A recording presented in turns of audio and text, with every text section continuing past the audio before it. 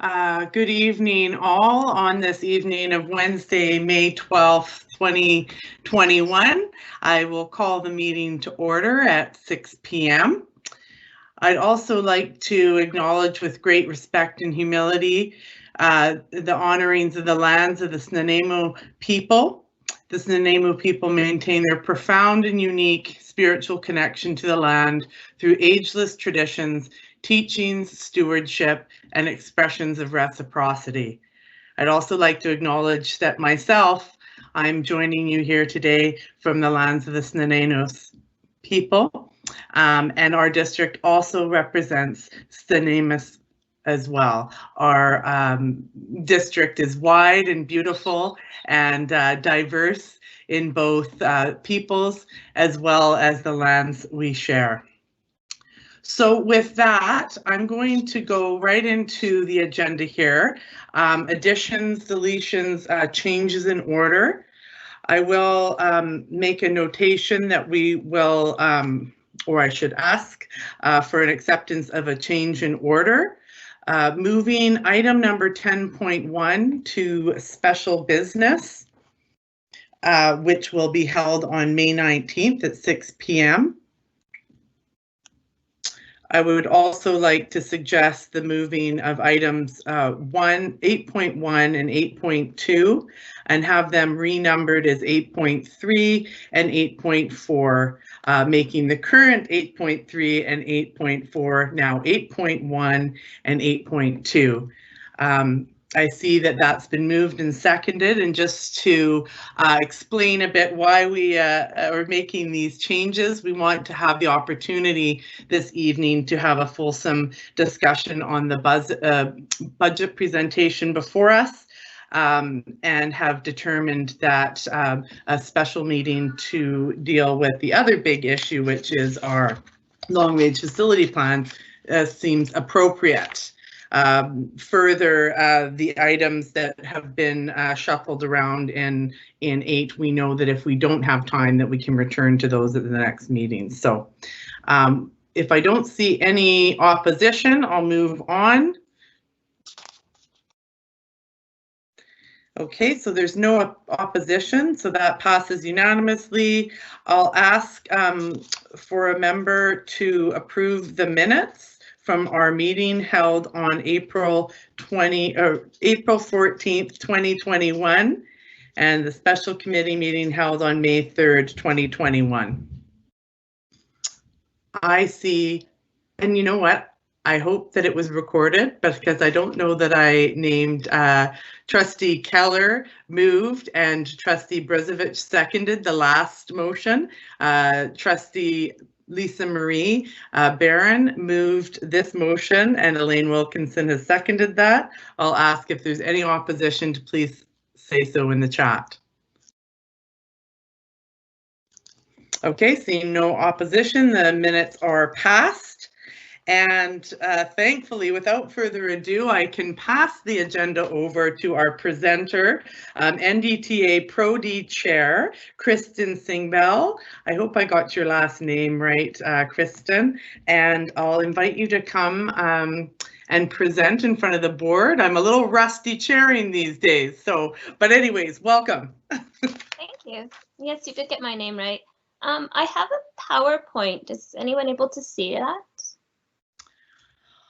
I cannot see it, and I don't know that I have the authority or ability to assist you in sharing that, but I know we've got some great people on here that could probably help with that. Okay.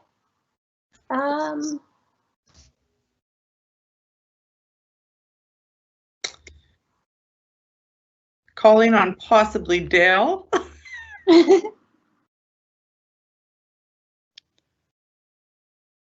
That's okay. I can go without it then.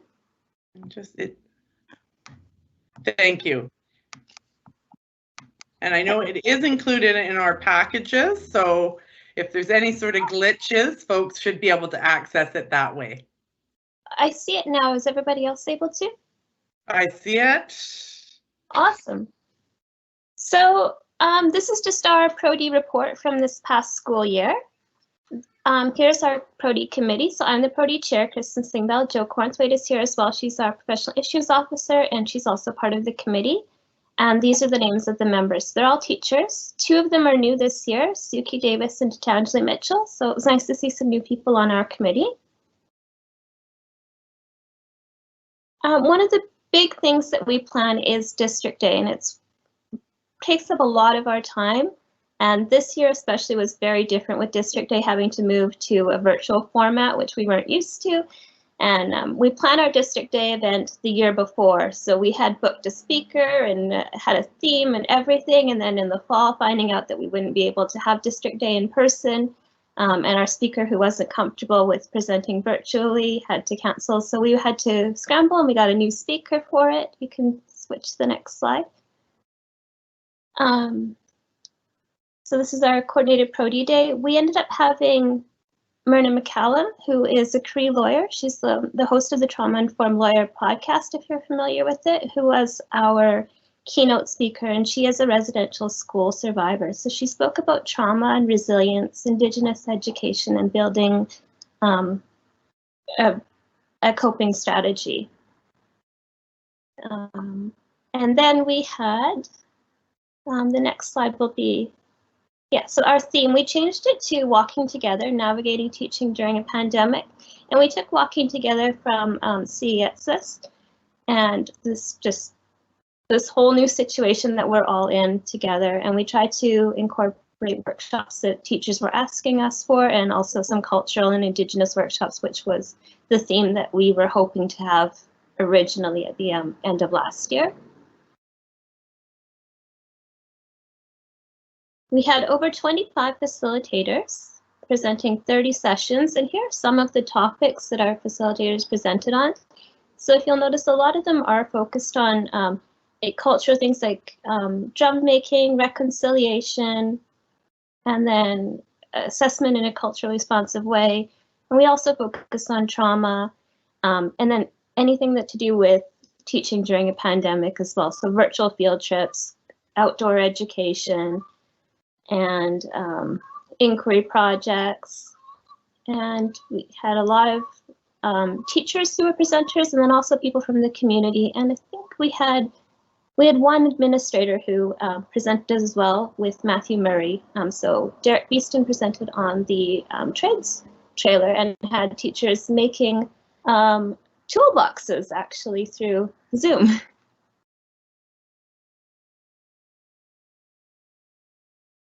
And so, just one more thing for District Day. So it was a virtual event, and we had a lot of really good feedback on it, and the overall cost was a lot lower. We weren't paying for travel or anything for the presenters or food or anything like that.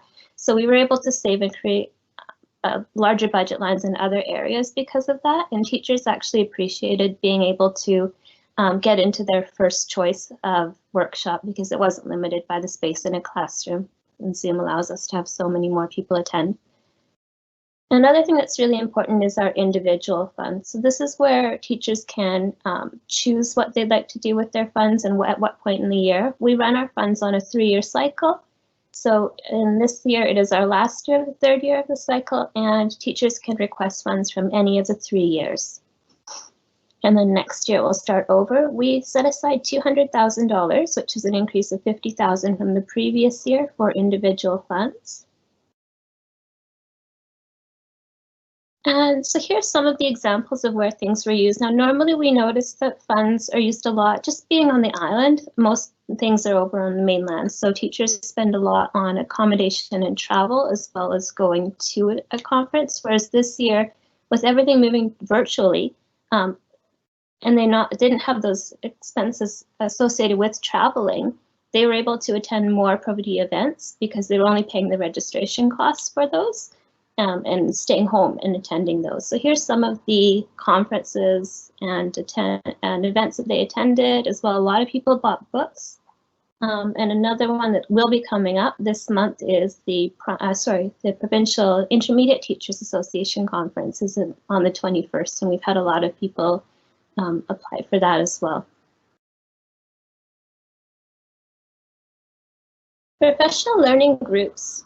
provides teachers with the chance to work together and collaborate. And we had way more people wanting to be in a professional learning group last year than our funds would allow. So this year we increased this budget line by $10,000, which is taken from what we normally would put towards District Day. And we were able to approve every single group that applied and pretty much evened out with spending all the money that we had in this budget line. And we had, I think, 25 different groups. It's 156 teachers right now that are in professional learning groups. One thing that was interesting this year is normally the groups that we see applying and working together are in the same school, but I think this year with Teams and Zoom, it made it a lot easier for teachers to collaborate across the district. So about half of our groups are teachers from multiple different schools working together on a common interest. And yeah, so this allows collaboration. So they can choose to use it for release time. It'd be up to 8 people in the group, and they can choose to have either a release time or $2,000 to spend on supplies and resources for their group to collaborate. Most people this year did choose to use it for resources for their group. And here are some of the groups that are going on right now. And if you are ever interested in actually finding out more about the groups, on our Prodi website, at the end of each year in June, we ask each group to submit a short report just with their goals and what they did and what they learned. And we publish all of those on the website. So in about a month, we'll be asking for these groups to submit their reports as well. That way it can be shared with teachers throughout the district and with the public as well. And parents can look and see what students are doing or what teachers are doing for their collaboration. And there's the final set of PLG groups that are happening right now. So we're quite impressed to see so many teachers collaborating this year. Another collaboration opportunity we had was professional learning partnerships. And again, we were able to take some of the District Day budget and increase this line by about $10,000. And this almost doubled the amount of partnerships that we could allow this year, our fund. And so with professional learning partnerships, it's a group of just 2 teachers working together. They can be teaching anything, any school, and they can use it as like to learn from each other or to collaborate and work together. They get release time with these instead of resources, and it's just for the 2 of them. They can access up to 4 days for their group.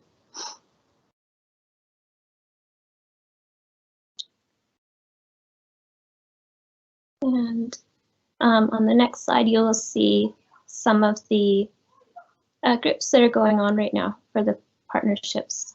So these are the topics that our professional learning partnerships are focusing on.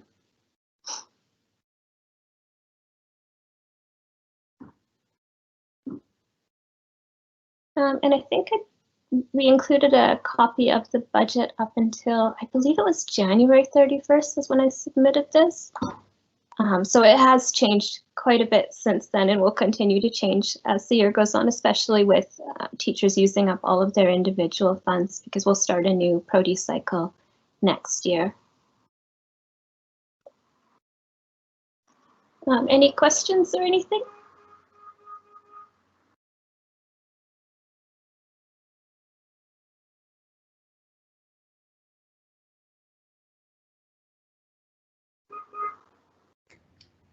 You're on mute, Chantel. Thank you. I was saying very deep and thoughtful things. I don't see any questions yet. Johanna, I see you've popped up. Did you want to add a bit to the presentation as well?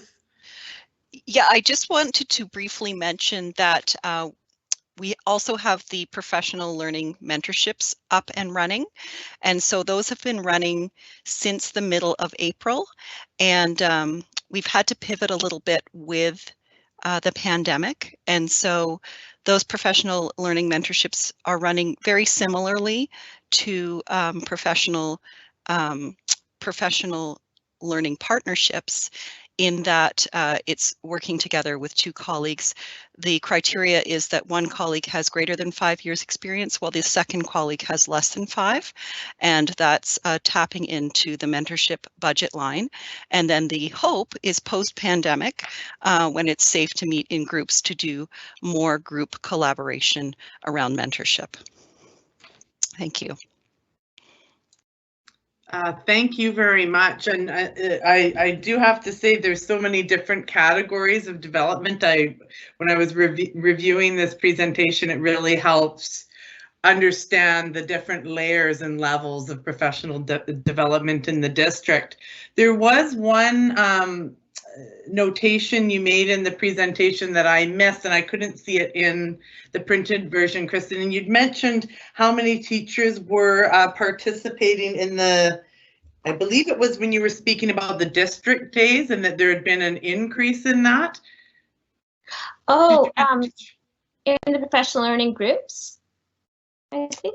I think it was previous to that. Oh, sorry. Yes, my notation is the creative usefulness of that monies to make everyone's dreams come true and be able to do their professional learning groups. So I think it was the only time you mentioned how many teachers had participated in this, and I just wondered sort of comparatively if that was a higher number to what we've seen in the past or not. It is higher because our funds allowed us to present or to fund more. Last year we had a lot of teachers wanting to be part of it, but we could only approve a certain number of applications because of the amount of funds that we had. So we increased that budget by about $10,000 this year, and we're able to approve, and our funds basically went to just every single person that applied. Mm-hmm. And we didn't really have much left over, but we didn't have to say no. And then last year we had to unfortunately say no to some people because we didn't have the funds for it. Mm-hmm. And the same with the professional learning partnerships. This year we were able to approve every single one that came in. So that was really nice. I hate having to say no to people when they're so interested in professional development. Mm-hmm. Well, and I can see 2 other trustees have questions, but I'll just make this one last comment in that I find it fascinating how, in many ways, what's been a horrible experience, the pandemic, and, you know, having to reinvent the wheel and recreate things that, you know, in some ways, and I think in your presentation showed some of that collaboration that traditionally didn't happen, that is happening between different schools. So to me, knowing that some teachers may be participating in these groups that wouldn't have in the past are now, and that virtually the virtual world we live in is assisting with that, is also, you know, to me, one of the sort of brighter sides of the world we find ourselves in today. So thank you for the time on the presentation. I'm going to now pass it over to Trustee Stanley. Looks like you have a question, Trustee Stanley. I do, but I want to start off with some gratitude. Thank you. For giving us information about your professional development. And I'm sure you do, but I deeply value and know the importance of collaboration among teachers, teachers learning from teachers, mentorship, all really, really important stuff for enhancing not only coping mechanisms and support, but, you know, professional skills, right? So thank you. It's super, super important work, and I really value it. I also know that teachers are always learning. And so I'm wondering what, kind of along the lines of what Chair O'Neill just said, which is, you know, this year has required to do things differently. And I'm wondering if there have been any thoughts about, like, what are the lessons learned, or what, you know, what do you think you might keep or do differently? I'm kind of fascinated about the shifts that you had to make, and there seems like there's a lot of silver linings to that. So out of curiosity, if you don't mind, do you guys think that you will do more of that, either more online learning or the individual kind of funding of groups or partnerships? Yeah, well, our committee was kind of talking, we would like to maybe once a cycle do a virtual district day, because it does save so much money on just the cost of food and travel and everything. And that way we could put more into individual funds or more into collaboration activities. If that is a possibility, because we had so much good feedback about doing this event virtually. But also a lot of the like Prodi conferences that people attended to were recorded. So if they were on a school day, they could watch them after school or something in their own time. So people were able to attend a lot more than they would have been able to if it was in person and that was your only chance to get to go. So we're hoping that some of those things continue as well online, or that there is some type of a hybrid model where people can access it from home, especially with teachers with kids and families that they look after and they're not able to attend something that's on the mainland. Now it made Prodi a lot more accessible for them, so it'd be really nice if things like this did continue. Thank you. Thank you, Trustee Stanley. I feel that answers your question. Did you have a follow-up? You're good? Okay. Trustee Brezovich? Thank you, through the chair. Hi, Kristen. Hi. You all have done a really great job. I actually attended the district day and it was fantastic. Really enjoyed it. I was going to ask, and I may have missed this, so forgive me, because I was looking at the chart and all the different subjects that were on those different colors and some of the reports I want to read. But what I missed was, what's the breakdown in terms of the professional learning groups, secondary versus elementary? Were these primarily elementary? A lot were, but there were some that were like both. So like for the librarians, there's librarians that are elementary and secondary that work together on it. Yeah, so that's the one that I'm in. So that's the one I know the most about right now. But yeah, some of them were a collaboration between the two, but some were just secondary teachers working together. But I think most still were elementary, but we don't try to, when we look at it, we just go through what's there in the applications, and we don't try to say like. I was mostly just curious. Yeah. Oh. And did I have a follow-up? I'm trying to remember. I think I had a follow-up, but I can't remember it. So if I think of it, I know how to ask you at some point. Okay. And we have booked our keynote for next year as well, which will be Dr. Shanine Pete. And she'll be speaking about Indigenous education and reconciliation and diversity as well. So if anyone wants to come to District Day next year, we're really excited. Absolutely, that sounds exciting. Okay. Right. Thank you, Trustee Brezovich, and thank you, Kristen, for your presentation, for putting this together, for presenting, but also acknowledging the committee members that work with you, and you all work hard throughout the year to make this happen. And so I don't see any further questions. If you had any final closing remarks, then we can hear them. Otherwise, you can enjoy the rest of your evening. Thank you. It's nice to have a chance to share. Thank you.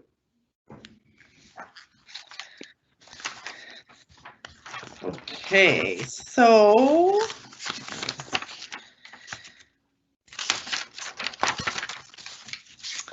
we'll now move on to item 8.1, remembering we did a bit of a switch here, so I'll invite Secretary Treasurer Walsh to present on the 2020-21 third quarter report. Welcome, Secretary Treasurer. Great, thank you, Madam Chair, and good evening, trustees, staff, and partners. So this evening, the first item to discuss is the Q3 results for the district.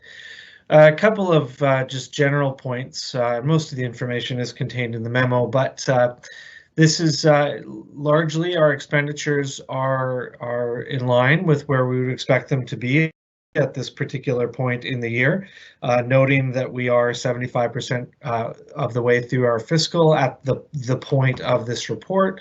But in reality, when we have a kind of a 10-month operational schedule, for the most part, you'll be looking at 7 out of 10 for the areas of teachers, etc., who are getting mainly paid over that 10-month span. So again, our actuals to budget for our revenues and our expenditures is pretty much in line with the previous years. A couple of ones to note, and I'll go into the second one a little bit more, as you'll notice that our substitute, we're looking at about 64.1% budget compared to last year is 68.4%. And so I'm sure we'll we'll talk a little bit more about that at a future meeting, but certainly we're looking at slightly decreased use of substitutes, and so that's going to include not just TTOCs, but EAs, etc. And so our teacher substitute numbers are about the same as they were last year, but remember we do have a few extra teachers on contracts because of the increased spending with respect to the federal funds. And so really we're looking at a relatively minor decrease in our overall sick leave use for the most part. And then the other one is supplies and services, and I'm going to talk a little bit about that in a moment, and it's on page 37 of 88.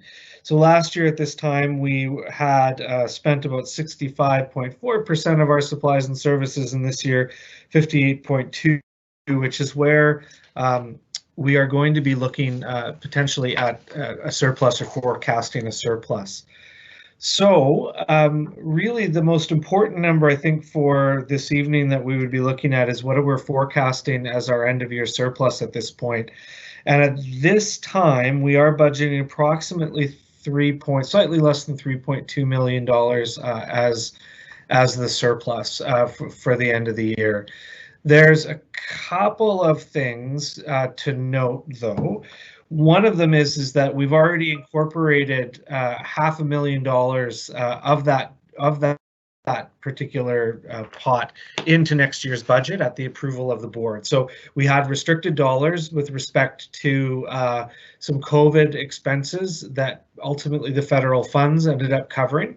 And so we asked the board for permission to move some of those into next year already. And so $500,000 of that is already accounted for, so to speak. Some of the other amounts are accounted for in that 3.1 projection. And I'll talk a little bit more about how that is a projection only and subject to change.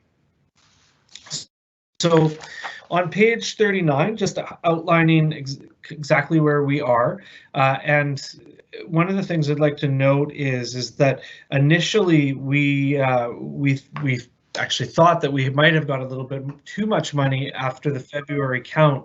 And then, of course, the ministry always ensures that they're doing their internal audits. And it turns out that we got a little bit overfunded for a February count. So a double counting in our DL program, as well as bricks and mortar. So students that moved to DL were included in the February count. Normally the ministry backs those out automatically. And so we found out that there's a few double counts at a cost of about a little bit over $400,000. So that money has been included in revenue, but it'll be backed out with respect to the surplus. A couple of other notes in the revenue summary to note. And then really the variances are there and in the memos on page 39 and page 40. And so again, that $3.1 to $3.2 million surplus is certainly subject to variance. And so if revenues decline, which is unlikely to happen in a significant fashion, or alternatively if expenses increase between now and the end of the year, because there's a couple of things that we've also done within this budget. So we've looked at our school balances, we've looked at our internal department balances to see where there may be surpluses, and so we've made some assumptions about what won't get spent by the end of the year. So if all of a sudden, for instance, the schools do go spend at a higher rate than they've been spending for the year prior to now, then our surplus projection would come in lower. Alternatively, if spending stopped or slowed down in departments and that didn't come to a need, then we would be looking at an increased surplus. And so that number is normally we'd be really solid at this point of the year, but given the COVID realities, it could come in higher. And may well do so, or it could come in lower depending on the way that the spending proceeds. Again, probably a little less likely to be on the lower end than the higher end, given where we see spending going. So happy to answer some questions, but just thought we would provide that information. Thank you, Secretary Treasurer. I have Mr. Sveer, who has a question. Through the chair to Mr. Walsh. you know, based on your analysis here and doing the tracking from last year, we're spending less. We already know that we're not replacing enough people because we don't have enough EAs in that category. And if I recall, last year's surplus was what amount exactly, if you can recall? Because I know it was over the 4 million that was here. Over 4, yes. Okay, so I'm saying the trend is the same. So I can't see, even though you pulled whatever, that we're probably going to be looking at possibly that and then some. Because there is other funds of money that I don't think have been utilized, unless, as you say, there can be people spending or doing other things. But you know, I think, and I'm going to say it again, that your number is once again is probably on the light side. And you know, there's on the other expectation, there is a few ask for the further budget. So I'm just putting that out there as the consideration to why you don't think the numbers would line up almost the same when we're actually almost on the same spending curve. Sure. So yeah, through you, Madam Chair. So again, we think what is a prudent number. Again, we would say that the risks are more to be on the higher end than the lower end. So certainly take your point, Mr. Zveer. With respect to allocating any additional funds to the budget, we certainly have not recommended that at this time. As the board is aware, we have been suggesting that we're pretty confident that we're going to be able to support additional cleaning at the end of the year, at the end of the surplus. But at this point, you know, we're not in the position to add a surplus that we don't know is there unless we restrict the funds to be able to support that additional cleaning, for instance, as an expenditure. So given the board's already spent about $500,000, well, sorry, the budget is incorporated about $500,000 or a little bit over $500,000 of the surplus based on the unrestriction that the board did, and what the cleaning requirements we anticipate are out of that surplus. We're already starting to kind of jut up against where, if we're in error, we could be looking at expenditures that we can't necessarily afford. Unlikely, but it's there. Thank you for that. Did you have a follow-up, Mr. Nope, Zveer?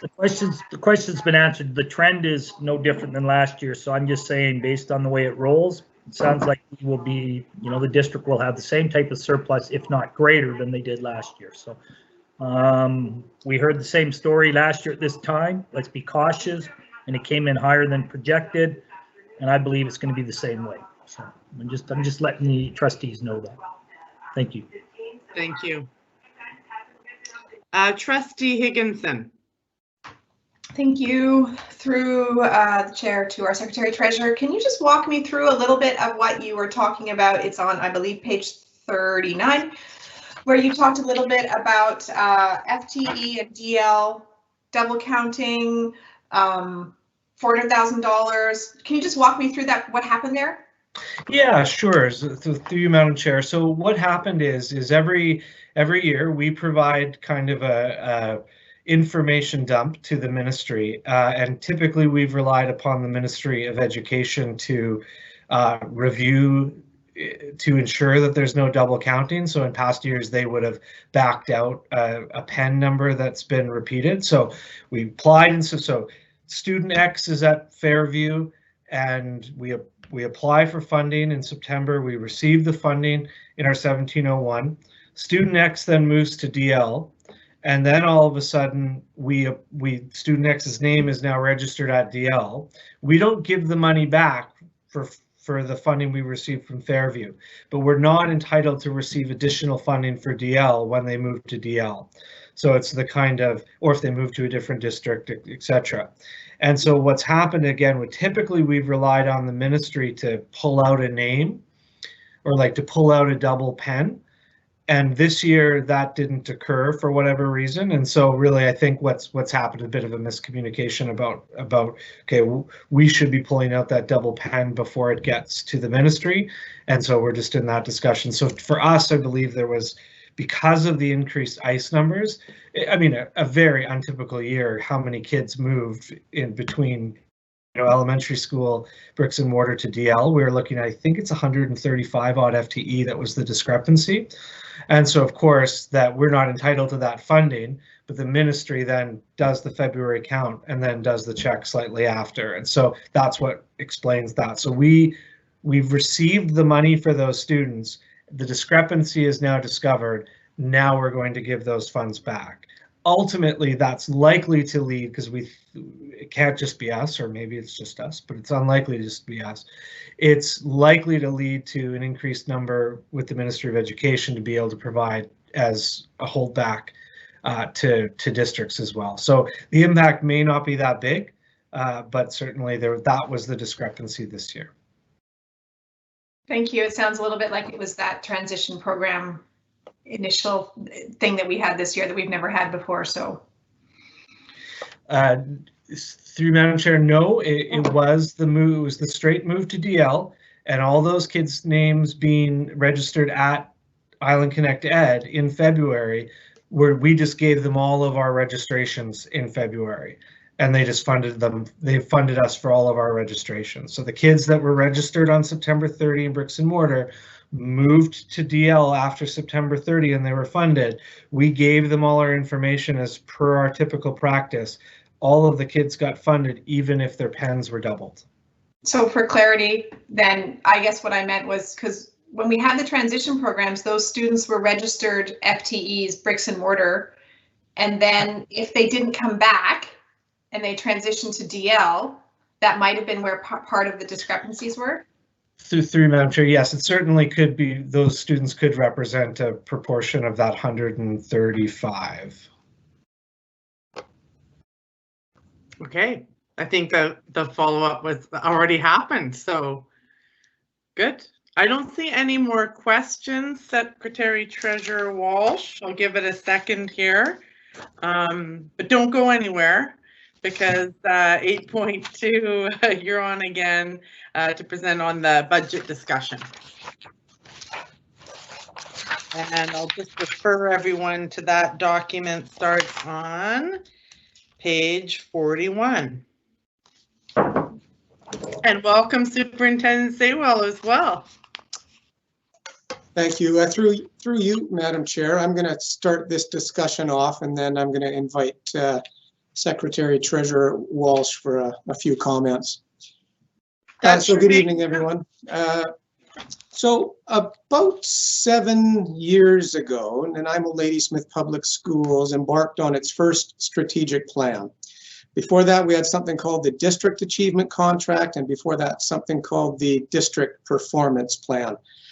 You could argue we really haven't been doing strategic planning right until this board, with fully developed objectives and an operational plan that goes with it. About 10 years ago, the goals of the school district were, in 2011, they were to meet each student's unique needs, the continuous improvement of instruction and assessment, and enhanced facilities for learning. In 2014, the Board of Education goals were two carried over: meet each student's unique needs and the continuous improvement of instruction and assessment, plus organizational effectiveness and accountability to support student learning. That board added in 2017, they added a goal of reconciliation to have 4 goals. In 2018, when this board came together and did some planning around its strategic direction, they too had 4 goals that came out in 2019 in our present strategic plan.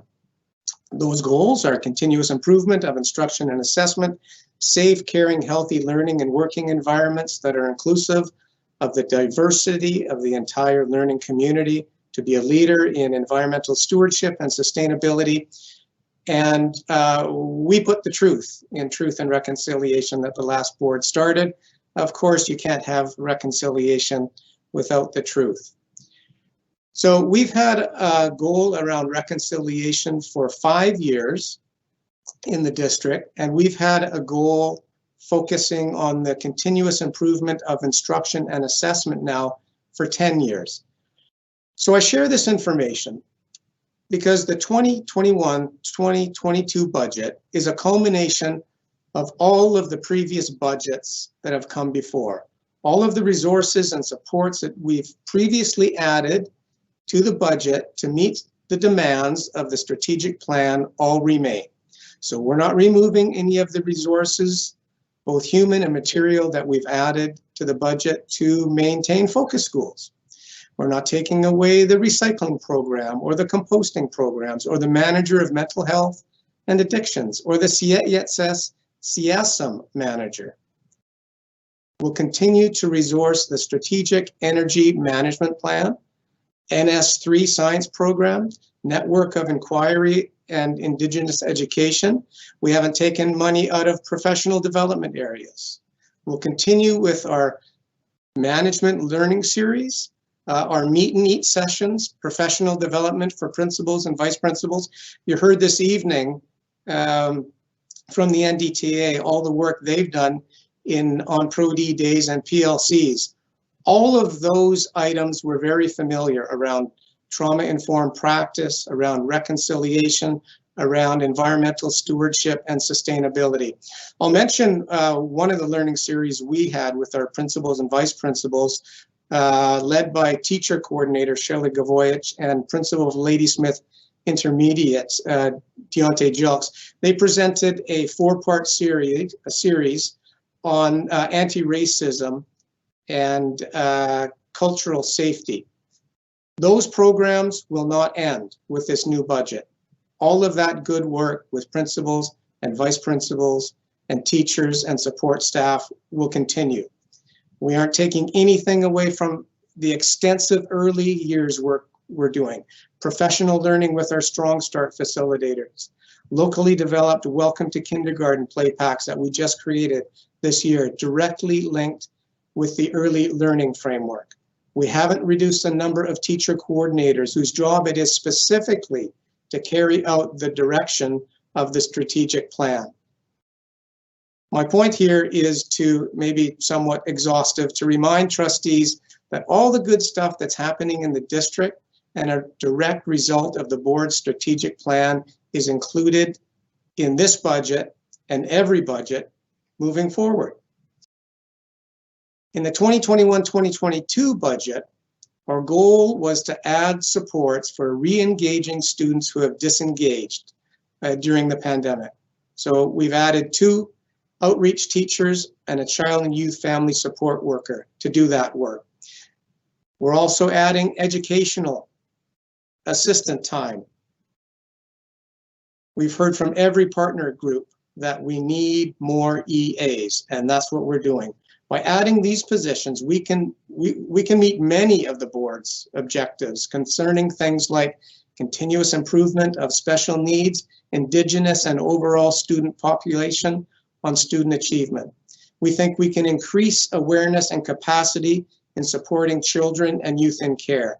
We think we can increase awareness and capacity in supporting increased number of students who feel there are 2 or more adults at their school who care about them. We think we can increase the number of students who feel welcome, safe, and connected and have a sense of belonging to their school. We think we can increase awareness and capacity in addressing mental health and wellness.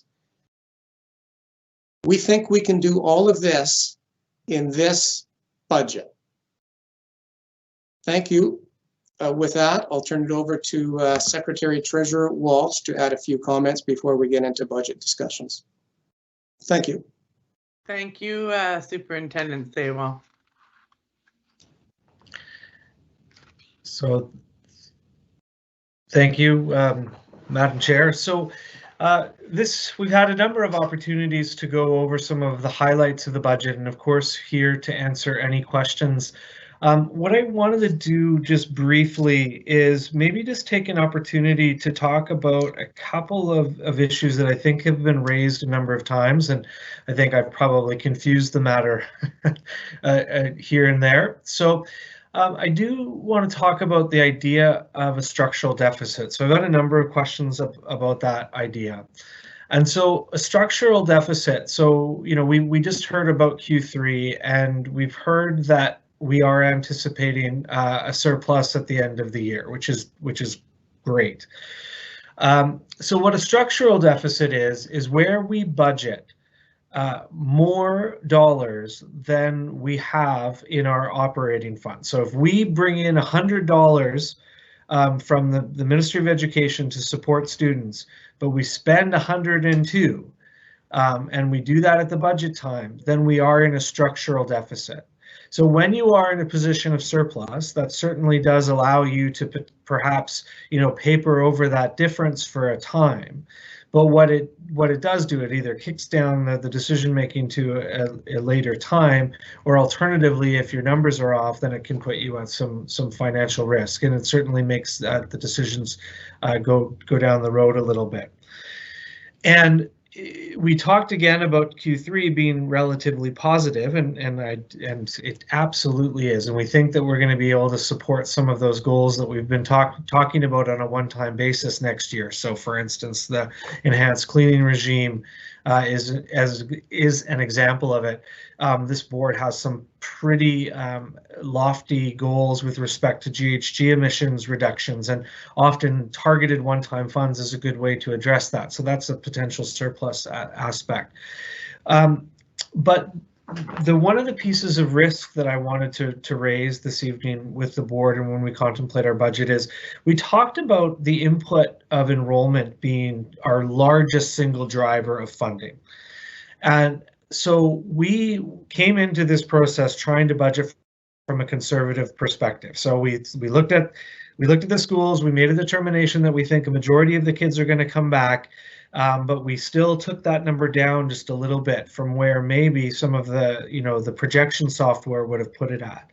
The same with ISE, where we think we're going to have, you know, meet our number, or maybe even a little bit more, but we don't want to spend all those dollars in the event that they can't come. ISE certainly looks like it's on track for to meet or exceed its projections. However, at this point in our elementary schools, and I want to be very, very clear, it's very early in the process, but there are a number of outlying elementary schools that have significantly lower numbers projected that are enrolled than our projections. And if that comes to pass, of course, some of them might be in ICE, which is fine. It still has a funding implication. But if it does come to pass and we are down students, that's a pretty significant hit. So if you think about, you know, if we're getting 8,000 per student, you times that by 100, and then 200, and then 300. That's got a staffing implication at a school level, as well as having an implication from an overhead perspective. So we just want to be live to that idea, because I know the idea of spending, you know, a projected surplus can be something that is very attractive. There's no doubt about that, but there's just some risk that we want to bring to bear in the considerations there. And so with that, part of this budget, and indeed to follow up on the superintendent's comments, in addition to trying to support the goals, is also frankly to try to make sure that we are budgeting in a conservative and sustainable fashion. And so if we come ahead, that would be great, and the board will be able to focus its energies on supporting likely one-time spending to support the system. And meet goals, but again, we're not recommending any increase. And so just wanted to highlight that, and I won't go any deeper into any of the documents. I think we've been through it a number of times, but happy to answer any questions. Thank you again, and I see Mr. Rob Sveer has a question. Mr. Sveer? Yeah, if I could, through the chair to Mr. Wolf. I did ask you last time on the previous meeting about the vacation holiday account that's in our premium, and you did provide that with us, right, for us. And that amount, I think, was somewhere over $1.5 million. Yes. And as I started this, and we heard all the nice things we're doing, and I think you heard from me last time, I said very clearly that CUPE is supporting the document, other than the 4 perceived jobs that the district's wishing to cut, because we believe There is money there that can maintain them. And one of them was already sort of given back by attrition. And I still state that. We didn't ask for a lot of add-ons. We understand that the 1.5 that may come in for the daytime cleaning, and we appreciate the fact that that's there. All school districts are actually looking at keeping their daytime caretakers, because I was just meeting on it. Our group is lobbying the government to provide that funding for at least a portion of the year until we can figure out where COVID is going, because, you know, governments don't want to give you the money all up front and then something swings out and they, you know, have paid for something that may not be required in their view. But there is a lobby to have that done, and they may be successful because there is money set aside for these emergencies in the pandemic relief fund. But we've asked that you look at these things so that you're not upsetting people's livelihoods at this portion of their time. So, you know, I don't think it was an unreasonable ask, and it did come with the objective that there is some money there, and these may only be one-time needs, because every year, and I'm going to say it, every year we're at the risk of government's funding to school education to whether we have a job or not. There is no guarantees.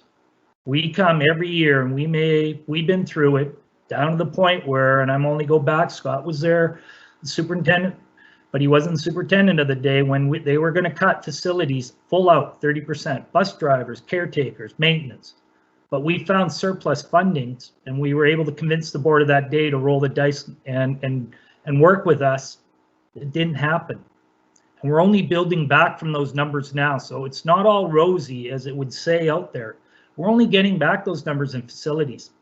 There's more than, you know, I can say it, but it's hard to say. There's more than just an EA that's required in the school district to make it run. And I speak for all of them. And I don't pit one group against the other, because all the services were brought by management. We never walked up once and sort of said, here's a service that we think we should do without your working with you or within your envelope of creating it, but it all came from management. And then management determines what they may or may not want to keep, but those are people that have built their careers and livelihoods around it. So I'm asking for that we find a way to maintain this the balance or you know, and move on from a budget that supports everybody and not have to see people possibly being laid off. Thank you. Appreciate your comments, Mr. Well, it's a question. I asked about the 1.5. Can that be utilized? So it is a question. Okay. Right. Sorry, I correct myself. So, Mr. Walsh, are you clear on the question then? Yes, Madam Chair. So yes, the district could utilize a benefits holiday if it's so determined.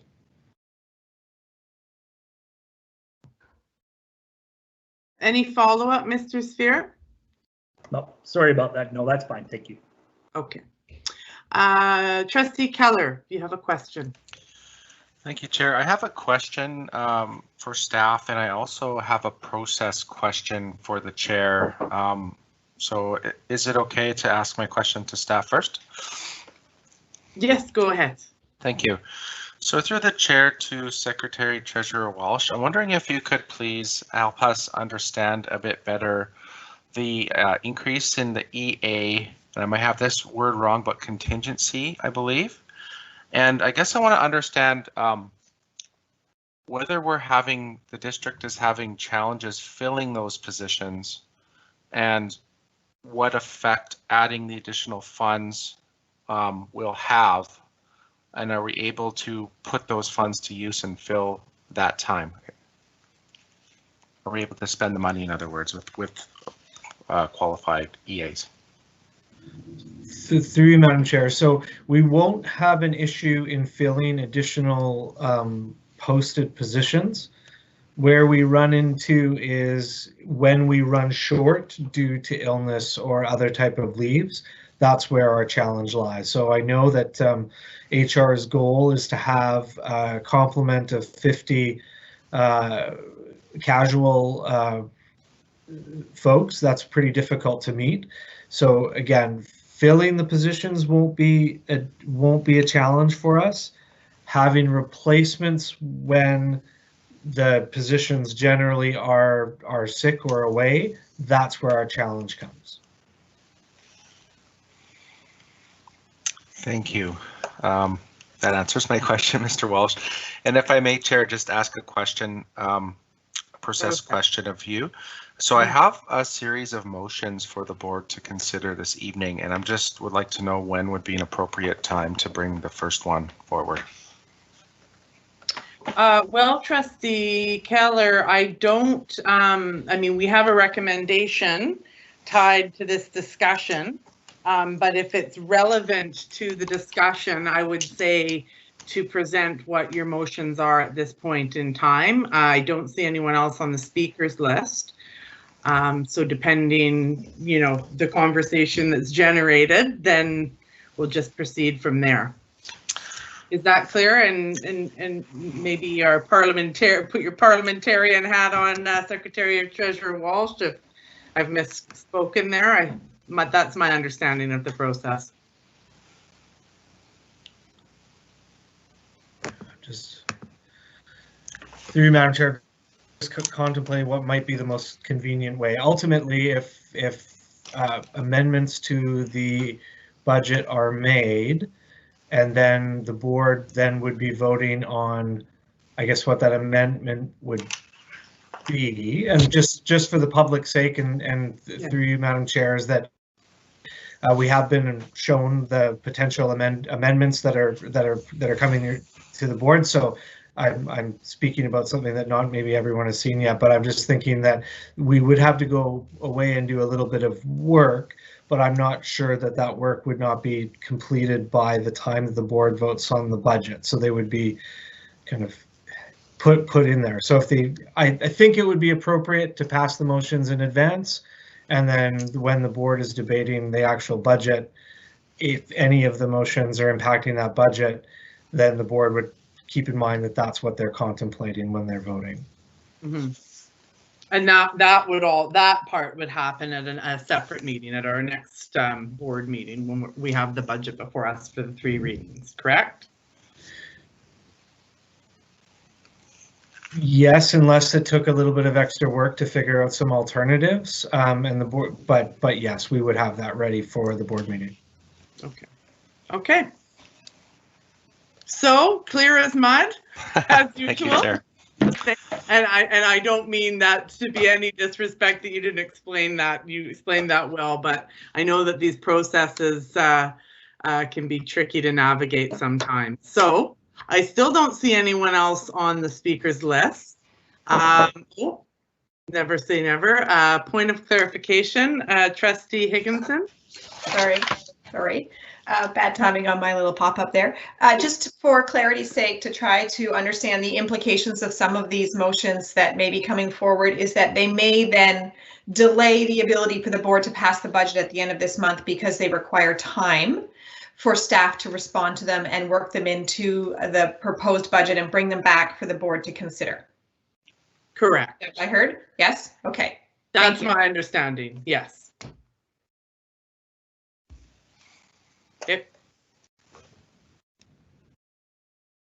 Okay. Now you didn't put yourself back on the list, Mr. Keller, but I trust you're ready to rock and roll. Oh, sorry. Leanne Lee.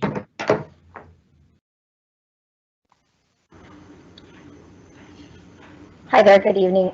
Thank you, through the chair. I just wanted to, sorry, my camera's being funny there.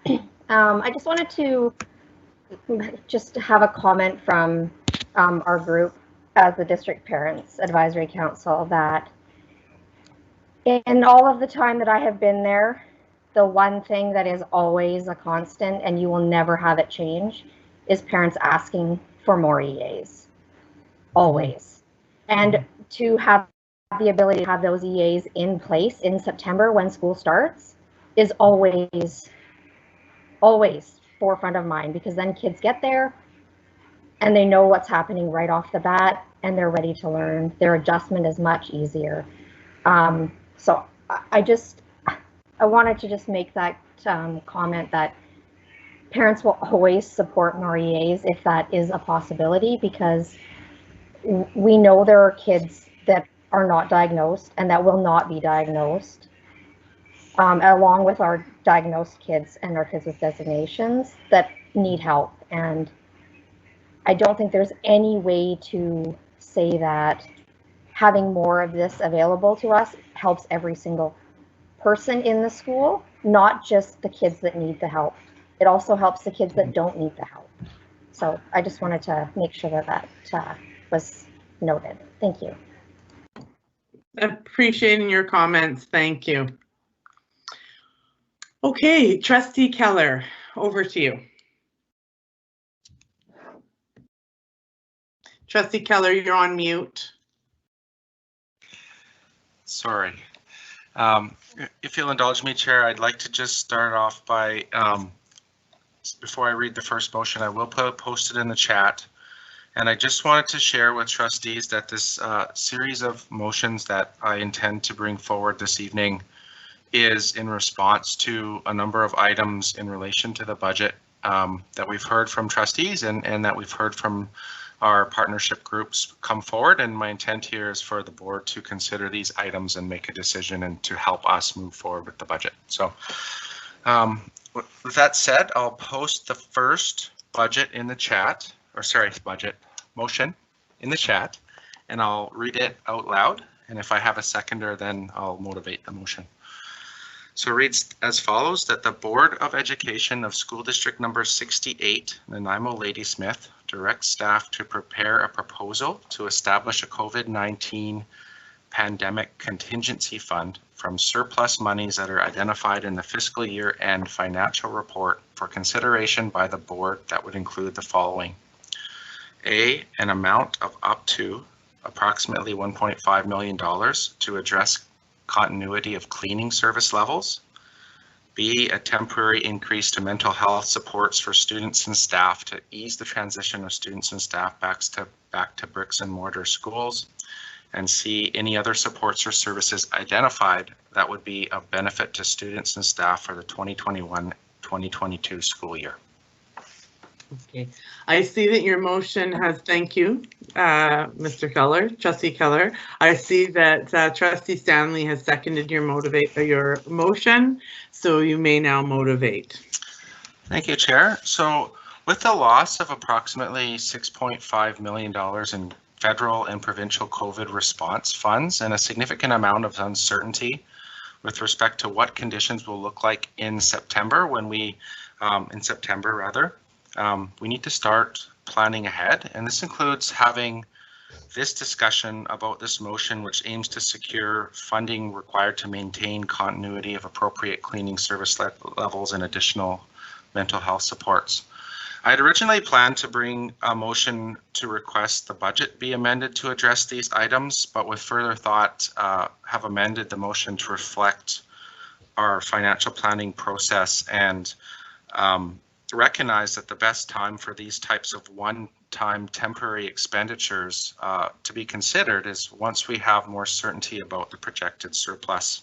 So in this way, we would not be budgeting for a potential, I should say, structural deficit. I believe the proposed funds are required to support the transition back to bricks and mortar schools and prepare and respond to heightened anxiety and other mental health concerns that are likely to arise with changing public health requirements and the gradual transition back to normalcy. So it's important to note that this is intended to support both our students and our staff, but also parents and caregivers by increasing public confidence and comfort in a time of rapid change and heightened emotions. It's recognized that in an ideal situation, if additional cleaning is required, that the ministry is likely to fund us to do it, and I hope that happens. However, if that were to happen, the board could redirect the funds at that time to other purposes. This motion would remove some of this uncertainty about what September will look like in our schools and will allow us to start planning and communicating. In closing, I think having support for this motion to ask staff to prepare a COVID response fund to be considered at year end is what's needed at this time in response to the loss of federal and provincial funding and all other unknowns related to COVID. It will also support our students, staff, and caregivers feel good about returning to school in September. So thank you, Chair. I'll turn it back over to you. Thank you, Trustee Keller. I see a comment from Trustee Brezovich. Thank you, Chair. I fully support this motion. I think it's thoughtful. I think it's reasonable. I think it addresses key issues. I've heard from many, many parents about how much they've appreciated the increased cleaning in the schools. And even though we've heard more that surfaces aren't as important in COVID transmission as we maybe thought they were initially, things like you don't have to wash your groceries, etc., etc. People still are holding on to that and still consider those things really important. So I think we need to do what we can to give the public that confidence by knowing that that cleaning will be there. And it will also help kids and teachers and staff in terms of increased cleaning deals with other germs when we get to cold and flu season. The only thing I would say as a caution is that we don't allow this motion, should it pass, to deter us or what's the word?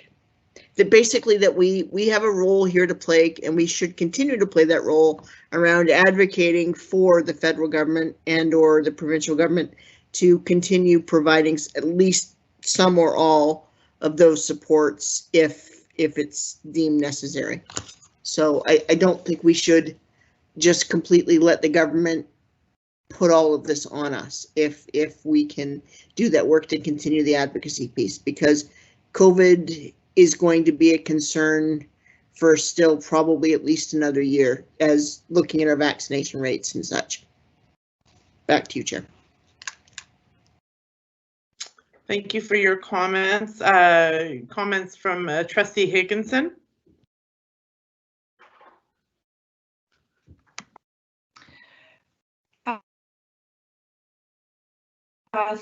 So I'm going to speak against the motion, and it's not because I don't believe that we need to ensure that we have health and safety, firmly in place, but it's because the mover of the motion spoke. I lost track of the amount of times that you said uncertainty, because we don't know what September is going to hold, and our surplus money is contingency. That's exactly what it is. It's contingency money. We have a surplus policy that outlines contingency and percentages. So we know we don't need to build a plan for current cleaning guidelines for next year because we have it. We did it this year. So I feel that that this is going to be asking staff to do some redundant work that's unnecessary. It's also going to tie up staff time to focus contingency in one particular place where I really do believe that if we need to have that health and safety guidelines in place, then that is where this board will decide to spend the money. But if we have the opportunity to put that money towards some of the other areas that we know are key to respond to, the learning impacts of COVID, I think it's just too early for us to make this decision. I believe in all of the things that Trustee Keller is asking for in here. I believe that we need to be able to be responsive to mental health supports for students to ease the transition back. I believe that we need to have continuity of cleaning services, but I think it's too early for us to start asking for these things. And I think if anything we've learned through the past year, it's what we can do and what we did do last year on very short notice to implement the cleaning regimes that we did.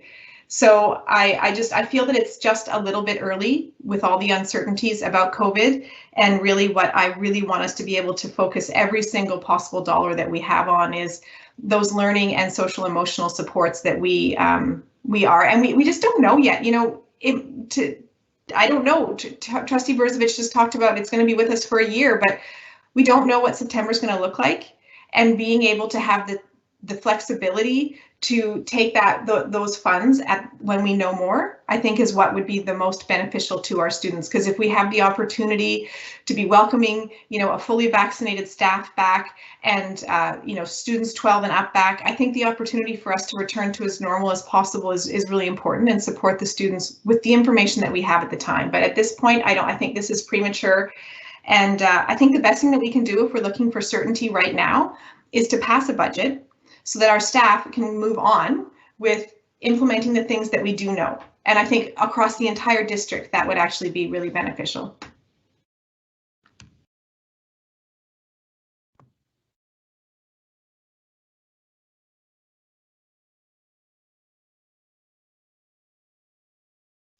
Hello, and sorry, everything went blank there, and I'm just reminding folks to turn off the video if they're not speaking, only because I've been having some delays, and maybe it's just on my end, but and hopefully I haven't lost everyone and I'm talking into a void.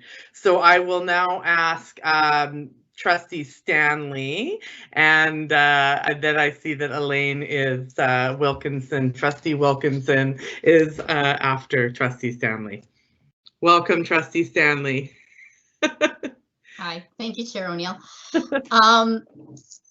It is unnerving when screens freeze, isn't it? So first off, I want to start by thanking Trustee Keller for bringing forward this set of motions for debate. And I think that that's the core piece to focus on, is that conversations such as these at the public table helps the public understand that we are, and public and partner groups as well, understand that we have heard feedback and are responsive to feedback in the sense that we are considering them. It doesn't mean necessarily how it's going to be determined, but it does mean that we've discussed it and debated as elected representatives at the public table. And I think that's super important. So thank you, Trustee Keller. I want to speak to this motion, so thank you for the indulgence on that. But for me, it's related in the sense that speaking in support of this particular motion, I see it related in the sense that for me, this is about supporting public confidence. And from my perspective, yes, we're in a, we've been in a time of uncertainty for a long time. That's one of the words that, has been said over and over: uncertainty, unprecedented, all those. But what we know is that having a sense of certainty or a plan about how we're going to address issues or prepared to address issues is one of those aspects that builds confidence, in the sense that, we have some security and a reliance on that planning, or at least the intent. And I think that's the one important piece, the core important piece of this motion, is that it speaks to a number of those areas of potential concern: cleaning, mental health issues, and then, a general kind of catch-all category, which is, and any other issues. But at the core, it's about ensuring that we've communicated ensuring that we have a plan and communicating that we have a plan to address issues should the federal and provincial governments not provide us with sufficient funds to address these issues in a situation of need. And what I appreciate about this motion is that there is flexibility. It doesn't dictate how these funds are going to be used, except for general categories. Does create that contingency that's earmarked to address certain areas should they be needed. And that flexibility allows us to be responsive to understanding the latest understanding of COVID. And that's another continually evolving piece as we understand the ongoing evolving science of this virus. That the flexibility of these motions will allow us to design the cleaning needs, for example, that are needed at that time in September, when we have a better understanding of the situation that we're in. So that's the reasons that I'm supporting this motion, but I also appreciate the public debate on the matter. Thank you. Thank you, Trustee Stanley. Trustee Wilkinson. Thank you. So, for me, I love the idea of all of this as well, and I'm glad we have an opportunity to talk about it, because I think, I think what you'll hear is that everyone is in support of these things. I just think that that's what's been happening already, and I think that we've already talked about making sure that we keep increased cleaning if we need it. But we're at the point right now where we just don't know what September looks like. And so for that reason, I think that we need to, be a little bit more conservative and keep these things on the back burner. And I think that they will all if it's needed, then we will come back to it in September. I think that, you know, my concern too is that when we've been really proactive with our funds, as far as the ministry goes, sometimes we miss out on those funds that come through because we've already allocated them. And so I want to make sure that we're advocating with the ministry to receive the funding, and I think everybody's in the same boat. But we don't really know what it's going to look like in September, and there's so many other pieces. And I think that we've proven, as we did last September, that we can, you know, make sure that we're putting the funds to the services that are needed right away. So for that reason, I'm not in support of the motion. Thank you. Thank you, Trustee Wilkinson. I'm also inserting myself onto the speakers list. I see that Trustee Higginson has added to the list, as well as Trustee Brezovich and Trustee Barron. So I'm fine to go after the three of you. Trustee Higginson? I think process dictates that Trustee Barron should go ahead of me because I've already spoken once. Thank you for reminding me. Trustee Barron?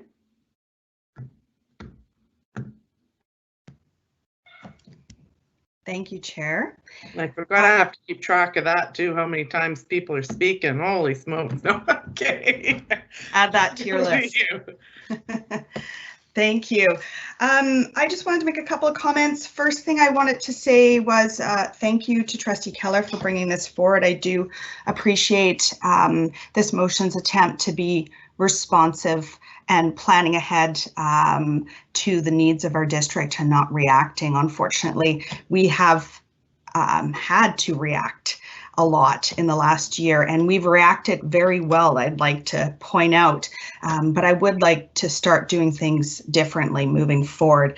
I do think this motion is broad enough that it allows us to have that flexibility as we move forward, but also specific enough that we are able to prioritize the needs of where we can anticipate will be needed moving forward.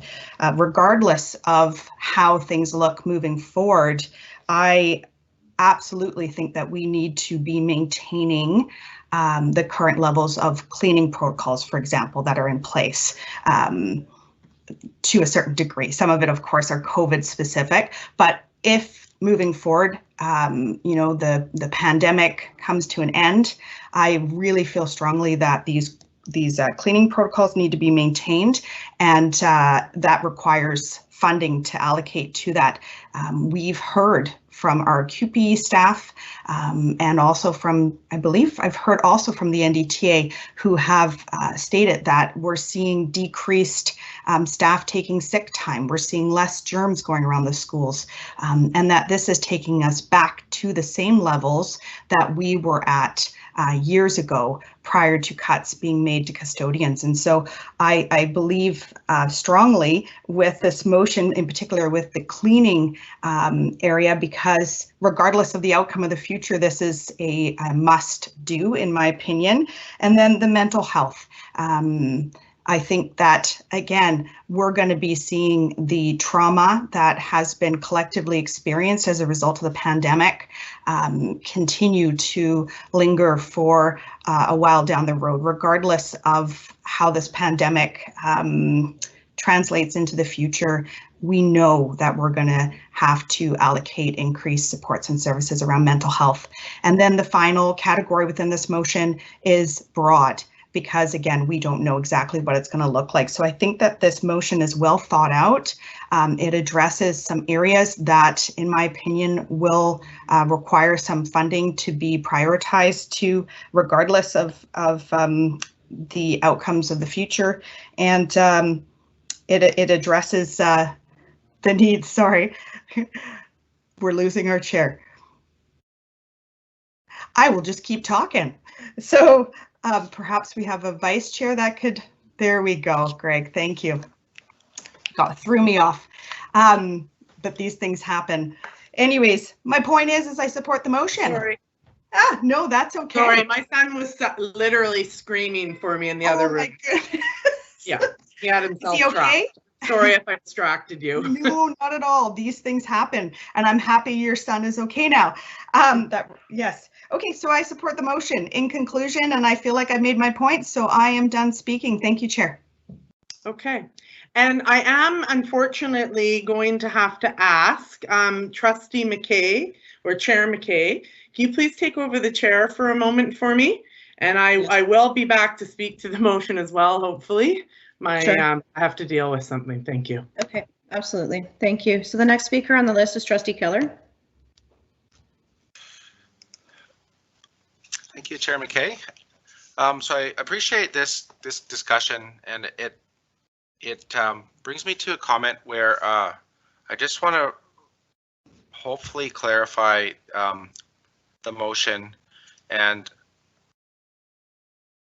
just make an additional comment that I think is important. So when we're talking about considering a contingency fund from surplus at fiscal year end, and perhaps there may be a confirmation from either our chair or the staff in here, but my understanding is that is in June.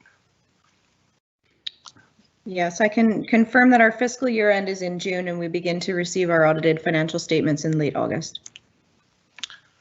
Thank you, Chair. So the point that I'd just like to make is that that doesn't give us much in the way of time to notify and ensure that all the appropriate staffing levels are maintained. So if we were to wait till September to make a decision on this item, that could potentially lead us to issues with maintaining service levels and having to either lay off or bring back people. So the idea here is that we have a plan in place. It's only a few months in advance, and that way our staff will know where they're going to be in September. So thank you, Chair. Thank you. So our next speaker on the list is Trustee Higginson. Thanks. I just want to add a couple of things.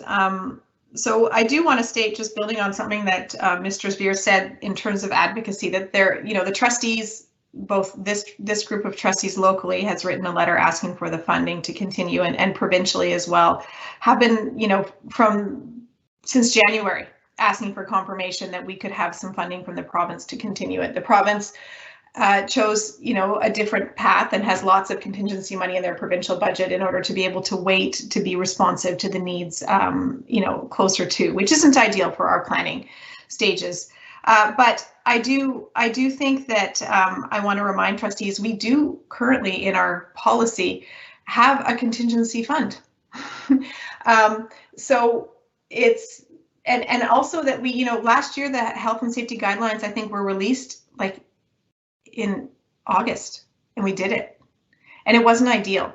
But I think that when you're talking about 5 or 6 months away, that's like a dog's age in COVID world. That's like a really long time in COVID world, and there is an opportunity for us to be really thoughtful about how we spend that money to make sure that it is in the right places to meet the needs of the students as they come to us in September.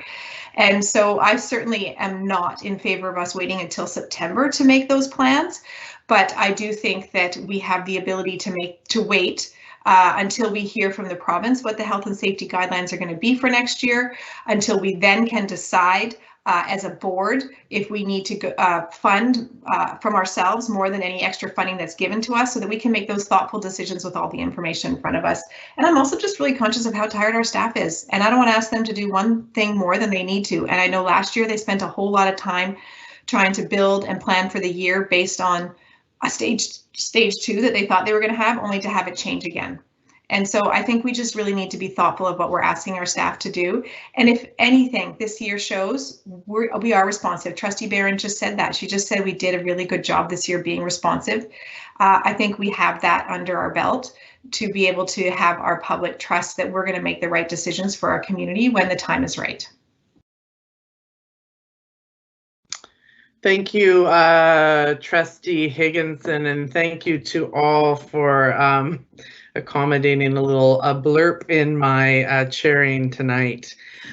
So I'm I'm grappling with this particular motion and for a number of reasons. One of which is, you know, very similar to some of the other sentiments that have been discussed around, you know, our ability to actually wait on this and make a determination a bit down the road. My sense is we have the level of commitment to touch on all aspects that are outlined in this motion. I don't think any one of us would disagree that these are all very important pieces. And so I too want to thank Trustee Keller for bringing this motion forward and bringing it forward in a public debate so that we can go through this and you know, I think at the end of the day, ensure that without passing the motion itself, make a public declaration of our commitment. I struggle a bit with the actual sort of wording of the motion, and I think it's just a bit too large to grapple with. But you know, some of the word choices, like would, that's binding in my opinion versus may, and so again, to harken back to some of the comments that have been made around the uncertainty of what we're faced with right now. I fear sort of locking ourselves into or directing folks to do work based on information we have now would perhaps not be the most appropriate move forward. And then just to say that there's each of these points, A, B, and C, that are outlined in the motion, all address very specific needs. And personally, I would like to explore more what those specifics would look like and what are the real associated costs with those, as opposed to strictly noting an approximate number. So for those reasons, I'm not going to support this motion. However, I do feel that commitment is there, and I will expect that when we get to the point where we are reviewing our surplus numbers, and if the need is there, that this board will make the right decision to support this. Thank you. Now, it's always a little odd when you speak to a motion and you're chairing. But I will now pass it back to Trustee Brezovich. Thank you, Chair, and I'll be brief. I certainly appreciate the comments that my colleagues, you've all made. I think my struggle still is, and it harkens to what Trustee Stanley said, is the issue of public confidence, which is one of our #1 priorities. People, my sense is, and this speaks to what I meant, and I want to clarify what I meant when I said about taking a year to get back to normal. What I truly was referring to was something I read about what it will take for people to adjust as COVID gets more under control and to resume life the way it was pre-COVID, as I jokingly called the before time. Anything we can do to give people certainty in an uncertain time, I think increases confidence in our system and in safety and in helping people just through this traumatic period. So I think anything we do, I think making this really clear and actually formally saying this is what we will do will help people to make that choice to come back to brick and mortar in the fall. So that's my point. Thank you, Trustee Brezovich. I know Trustee McKay chaired, but I don't believe you've spoke to the motion yet. So I'm going to invite you, and then I'll have Trustee Stanley and Trustee Keller has a question. Trustee McKay. Chairman. Thank you, Chair. I'd like to call the question. Okay, the question has been called. We don't need a second on call of the question. We go straight to a vote. I'll ask for any opposition to the calling of the question. Okay. So the question will be called. There are 2 opposed. Trustee Stanley Okay, the votes are coming in. Okay, sorry. The question stands, and I'm sure folks will correct me if I'm wrong, with 3 opposed, Trustee Stanley, Trustee Barron, and Trustee Brezovich. Okay, so with that, that ceases debate. Now there's no closure from the original mover of the motion. Or is that privilege still allowed? Secretary Treasurer Walsh, can you remind me of that?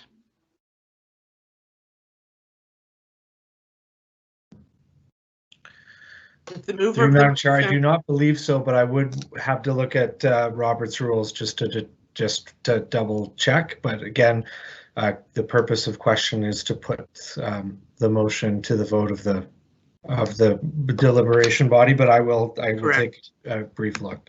Oh, thank you. And I see there's a point of order. So Trustee Stanley, what's your point of order?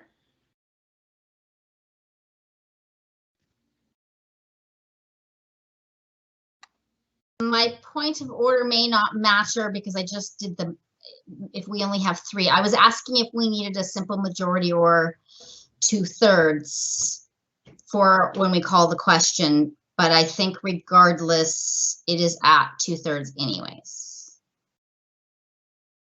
Mm-hmm. So my point is moot. Okay, thank you. And perhaps I should ask before I have Secretary Treasurer, Trustee Keller, is it your intent to close this if you have that opportunity? Through your chair, no, actually, I think everything that has been said, and I'm satisfied at this time. Thank you. Okay. So out of curiosity, I will look into that at another time, but I will now call the question of the motion on the floor. I will ask trustees opposed to the motion to please indicate so in the chat.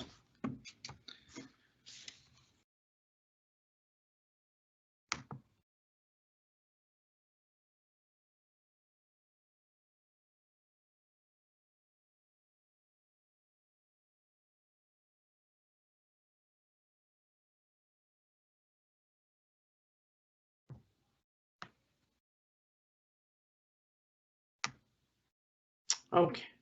Oh, I don't see my vote there. And I don't see any of the votes. Please hold on. Technical difficulty. I've hit the scroll bar accidentally. I don't see your vote. Trustee Robinson, did you want to verbally indicate your position? Yes, I'm opposed. Okay. So the motion is defeated with Trustee Wilkinson, Trustee McKay, Trustee Higginson, Trustee O'Neill, and Trustee Robinson opposed.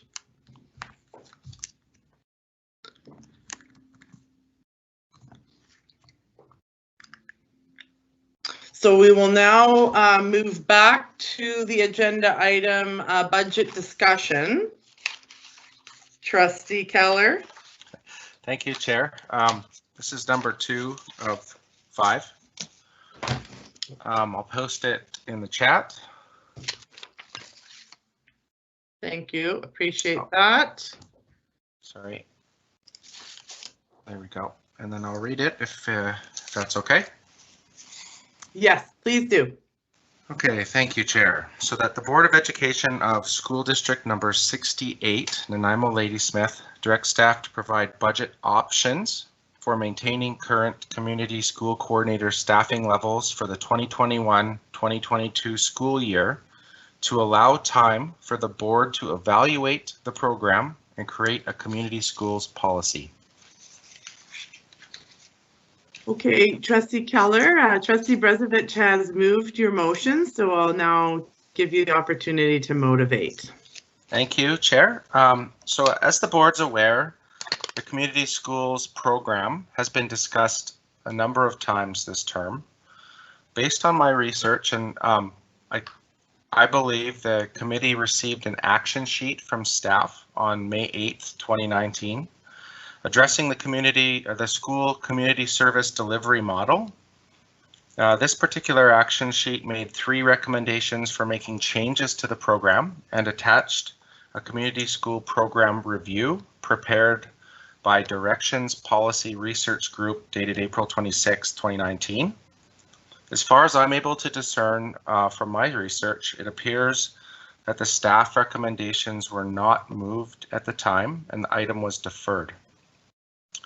The topic was next brought back to the committee in the form of a staff presentation on September 11th, 2019, which included some recommendations embedded within the presentation, primarily about shifting to a district-based program and maintaining program and service levels. On September the 19th, the board passed a motion to direct staff to maintain community school coordinator positions and that any proposed changes be handled by staff in consultation with partner groups. Following this date, this is where it becomes a little bit more fuzzy for me. However, it's my understanding that the board approved the budget, which essentially moved these positions into the operating budget. It's my understanding at the time of approving the budget that this would provide an opportunity to evaluate the changes to the program, which would include a fulsome discussion about the recommendations, which are contained on page 7 of the directions report, which focused on program alignment with board priorities, balancing autonomy and accountability, and improving coordination operations. What I feel is missing from this report is the adoption of a board policy to position the program in relation to the board strategic plan and ensure that appropriate resources are available to implement the policy. Despite moving the positions into the operating budget, I don't feel that the board has had an opportunity to review the outcome of the changes that were made following staff's presentation. Again, it's important to remember that the consultant's report was provided prior to the changes being made to the program and that the board has not evaluated the program since the changes have been made. In addition, COVID has temporarily created an unforeseen situation that affects the board's ability to conduct a thorough evaluation to determine if the program is meeting board expectations and creating value to our students and our system. And from an oversight perspective, I feel there are opportunities for this program to continue to serve our students at current service levels. I also argue that the program could be structured in a revenue neutral or positive way if we had greater focus on grant writing and actively seeking additional funding sources for community programming and community connections.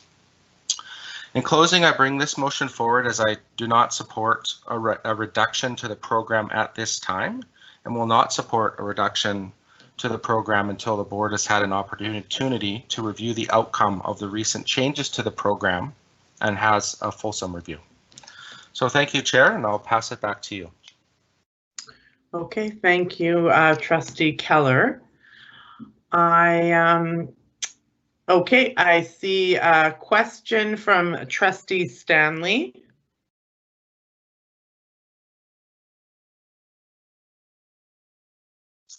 Hi. First, I would like to believe that I could be as eloquent as Trustee Keller just was, but everything that he said, I wished would have come out of my mouth because that was extremely well summarized. My question flows from that review of the previous board decision in which we directed to maintain these positions, and that if there were any proposed changes, so not even changes, but proposed changes, that they would be handled in consultation with a variety of various partner groups. And so that's the root of my question is, can we hear about what consultation has occurred with the various partner groups? So what consultation has occurred and with whom about changing this program, please? Through staff, hopefully. Yes, so I'm going to leave that to Superintendent Saywell or Secretary Treasurer Walsh if there is an ability to answer that question around consultation.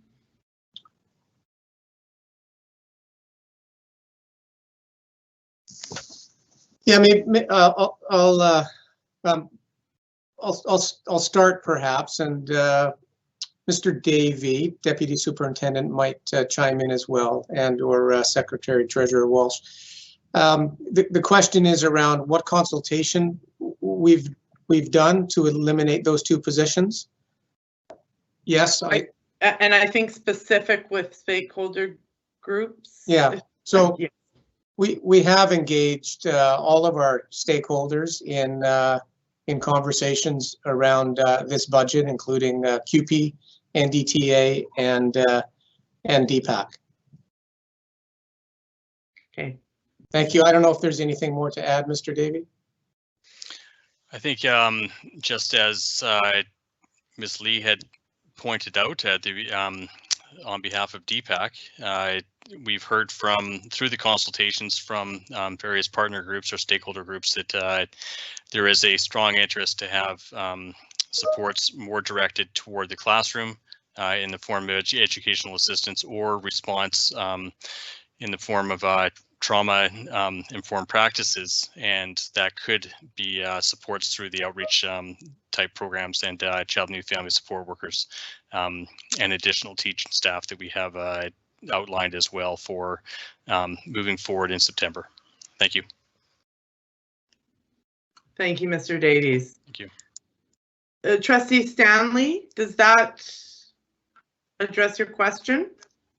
No, it wasn't quite my question. Sorry if I was not clear. I'm looking specifically about, I know we did budget consultation, but I'm looking for consultation specific to changes to this program. So the cutting of the two positions, so specific consultation on this particular aspect, please.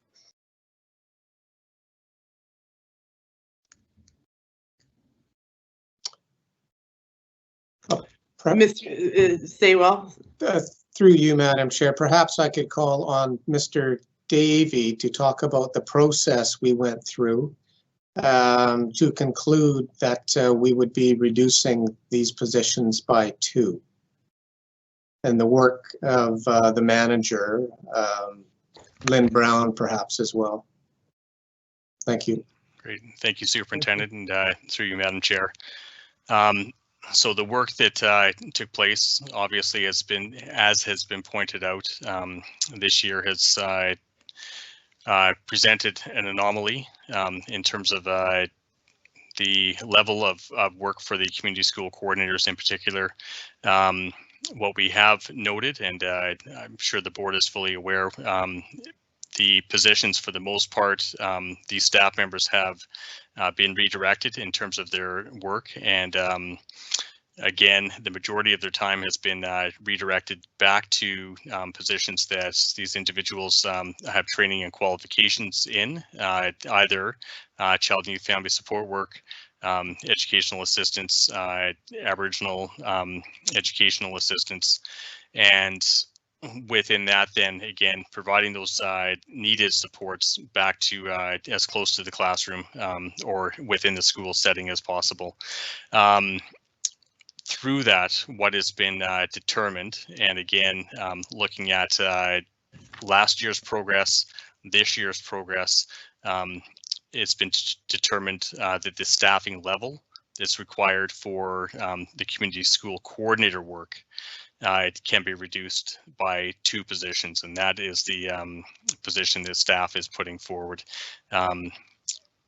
Through discussions with these employees, my understanding coming through the manager for mental health and addictions who oversee these individuals is that we can move ahead effectively or efficiently with 3 persons, maintain the level of supports that we had, and that would add additional supports back into the classroom, again, in the form of either educational assistance support or child and family support worker support.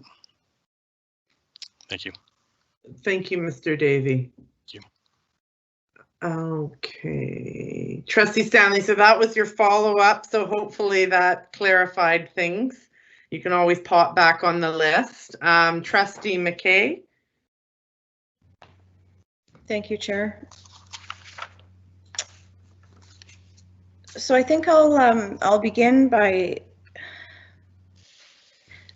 stating the obvious, and it's that it is likely possible that budget decisions are some of the most difficult decisions that trustees have to make on an annual basis and in between with regard to surplus funding of programs, staffing, all of these things that we value so much. And so I've given this a great deal of thought. I've gone over a few different things, including the historical pieces in consideration of this motion this evening, and I'm going to be speaking against the motion. I do believe that we are able to achieve the goals that are laid out by the program at a district level with 3 persons. I think that it's a difficult position for our trustees to consider, given, perhaps I'll rephrase, we did hear from Mr. Zvir last week, and he gave me some things to think about around various employee groups within the CUPE union and how it's difficult for him to advocate for one group over another. And that caused me pause and allowed me to give some time to reflect on that. And I do find myself in the difficult position of being the one who has to make that decision instead of being able to, you know, try to keep everything that I can all of the time.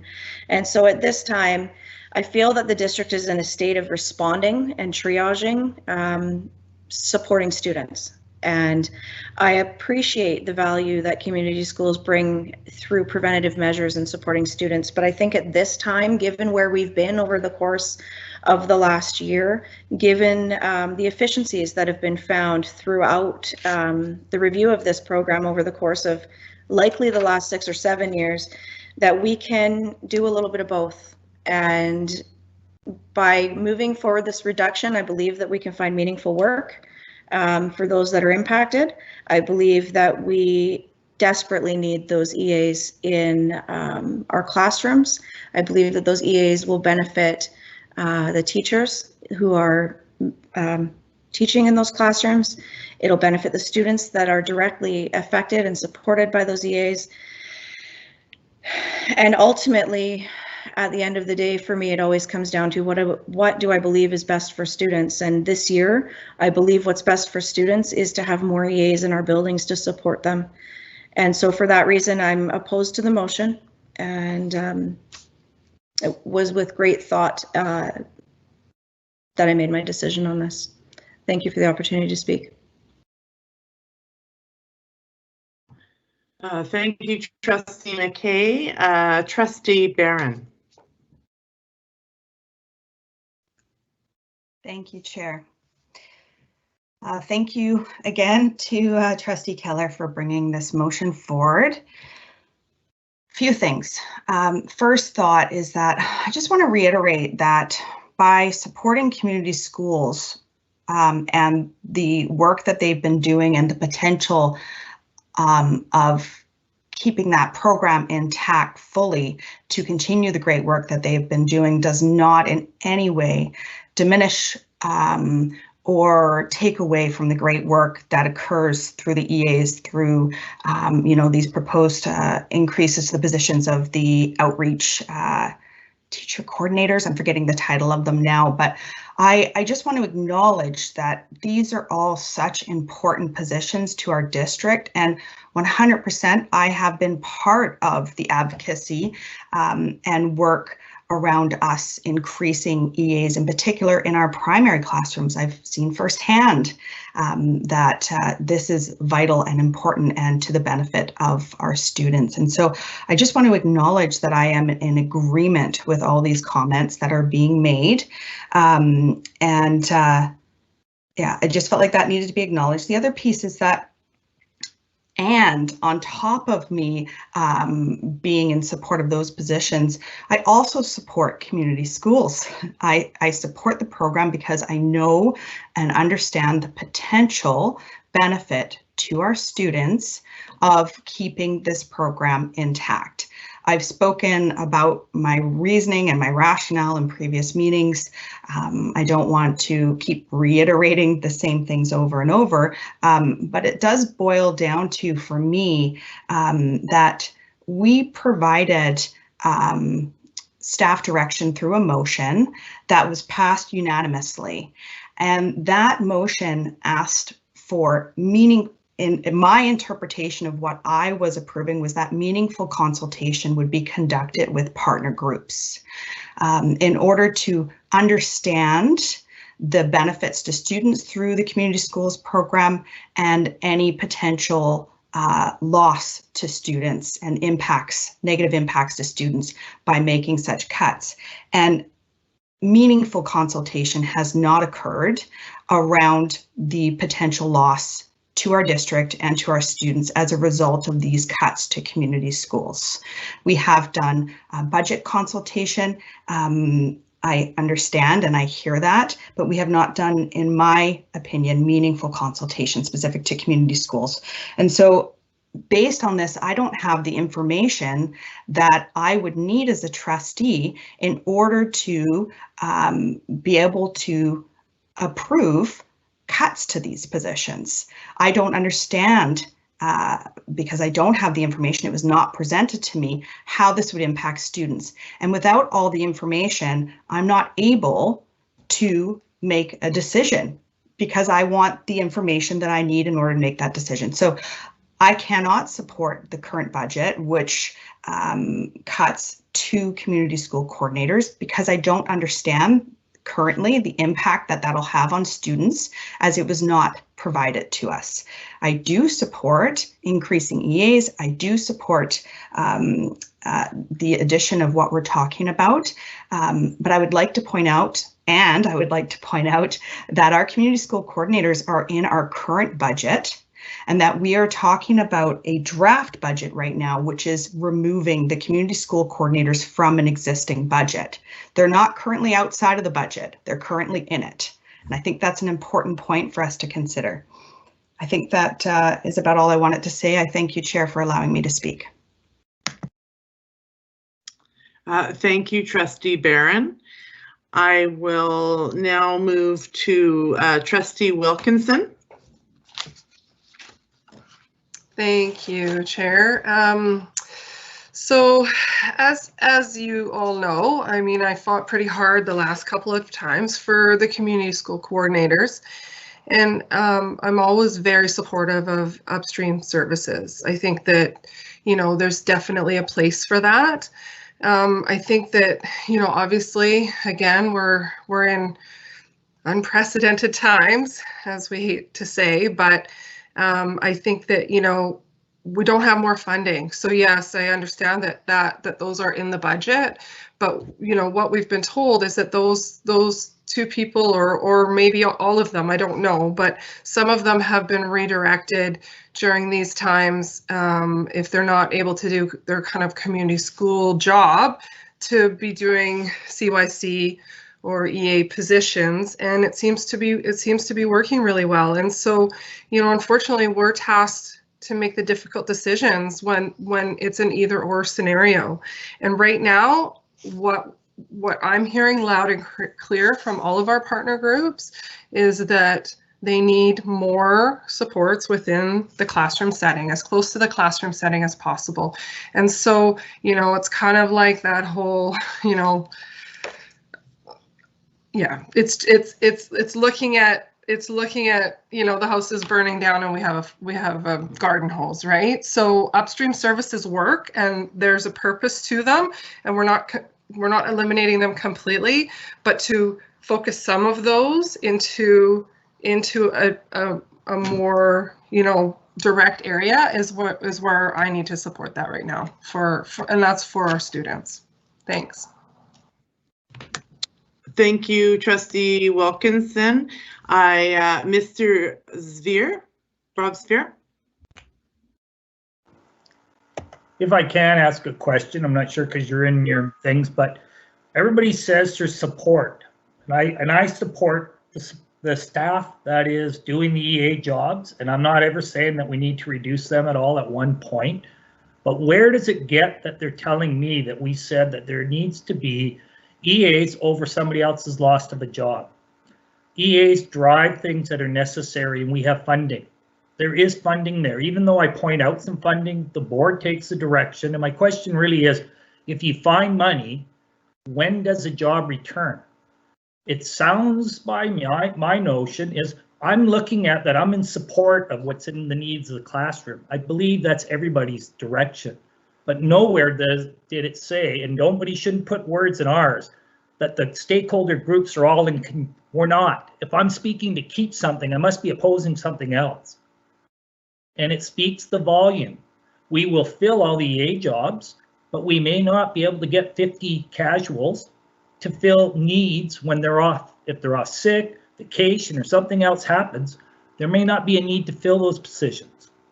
So it still creates a bit of a problem, but we're eliminating jobs at the same time. My question really is, don't speak for all of us being one way, because it's not true.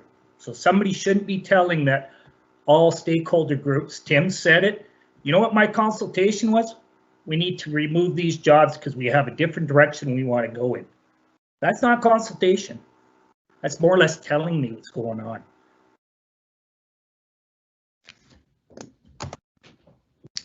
Okay, Mr. Zveer, were you directing a question at anyone in particular, or I simply can't answer that question? My question was to the Secretary Treasurer. If you can find money, when does something be able to be returned?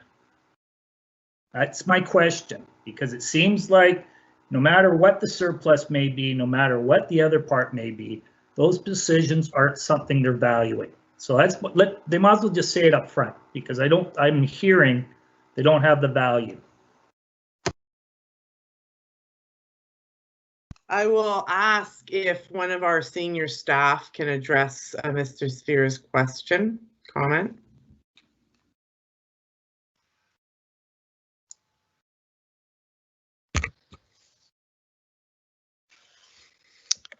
Madam Chair. Yeah, thank you.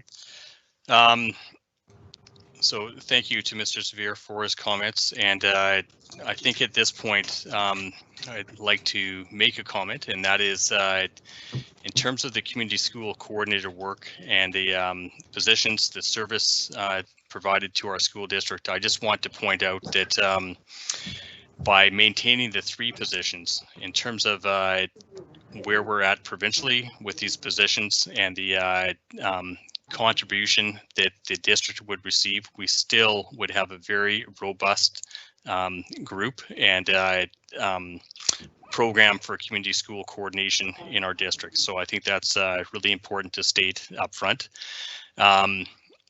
And in response to the question, this isn't a matter, in my estimation anyway, about valuing one position over another. I think what I've stated over the past week or 2 weeks, a few meetings that we've had together and been able to put forward to Sorry, I'll just pause there. Please, audience folks, put yourself on mute if you're not speaking. Thank you. Thank you, Madam Chair. Yes. Yeah, I just want to re-emphasize that you know what is being put forward, and I'll suggest on behalf of the Department of Learning Services through senior staff here is a recognition and a need for these additional supports. We've again spoken about educational assistance connection to the classroom supporting students. We're speaking about coming out of a pandemic phase. We're speaking about, as I pointed out previously, students coming into our school system, into kindergarten, who have not been attached to school. We're speaking about students, a large number, and in the hundreds, who are either transitioning back from DL programs into our bricks and mortar schools, or students who literally have not been connected to education, possibly for up to you know, come September, 17 months in terms of schooling. Our desire is to see the supports that we have for our school district within this budget put forward to support students in the classroom, support the mental health needs, support the trauma-informed practices, support the social emotional learning aspects that we know and recognize that many of our students are going to require. And as we've heard through various presentations, this isn't just about the students, but it's also support for our employees within the system. Thank you. Thank you, Mr. Davey. And I see it looks like Secretary Walsh has rejoined with a very fancy background. Yes. Thank you, Madam Chair. I'm using Ms. Matthews' computer while my computer reboots. I was just going to add that, as I think we've noted, and we probably didn't highlight it perhaps as an important a change as it is in the budget at this point, but we have not added a transfer to local capital in this proposal. And so you'll recall the transfer to local capital is to fund the IT infrastructure upgrade program. And that's been a constant concern from our parents, from staff, and particularly from our students. And so we do have some money left over, but we've hired a number of new electricians, a new in-house folks to proceed with that work. And we are going to, if we do have it end up in a surplus position, we've already talked about needing for cleaning. We've talked about, I think that there's a recognition that additional supports for outreach and mental health are probably going to be required. And we've talked about the board's goal of, GHG reduction. That's very, very ambitious. And then, of course, the idea of the local capital contribution to be able to fund for that IT upgrade. And so I guess what I would say is that if additional funds came available, there would be a number of important goal areas to focus on to be able to provide recommendations back to the board. And in fact, again, we haven't presented the transfer to local capital as a reduction. But ultimately, if we go through what's currently available in our local capital fund to complete, we will end up not having sufficient funds to complete our infrastructure upgrade program. So that's going to be another area of priority that the board will see if indeed funds are available to support that.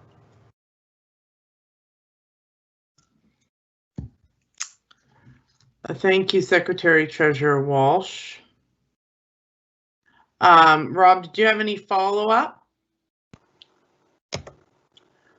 No, I think I've stated my needs. It's beyond me that $130,000 has been debated more than millions in the past. So I've said what I needed to say. Thank you. Thank you. Trustee Brezovich. Thank you, Madam Chair. And I will be brief because a bunch of what I wrote down in my notes, Trustee Barron already said, and I'm not going to repeat it. What it comes down to for me is what Mr. Zver just said. We are talking about essentially $130,000 in a 100, and I've lost the number, 40, maybe more, a large budget.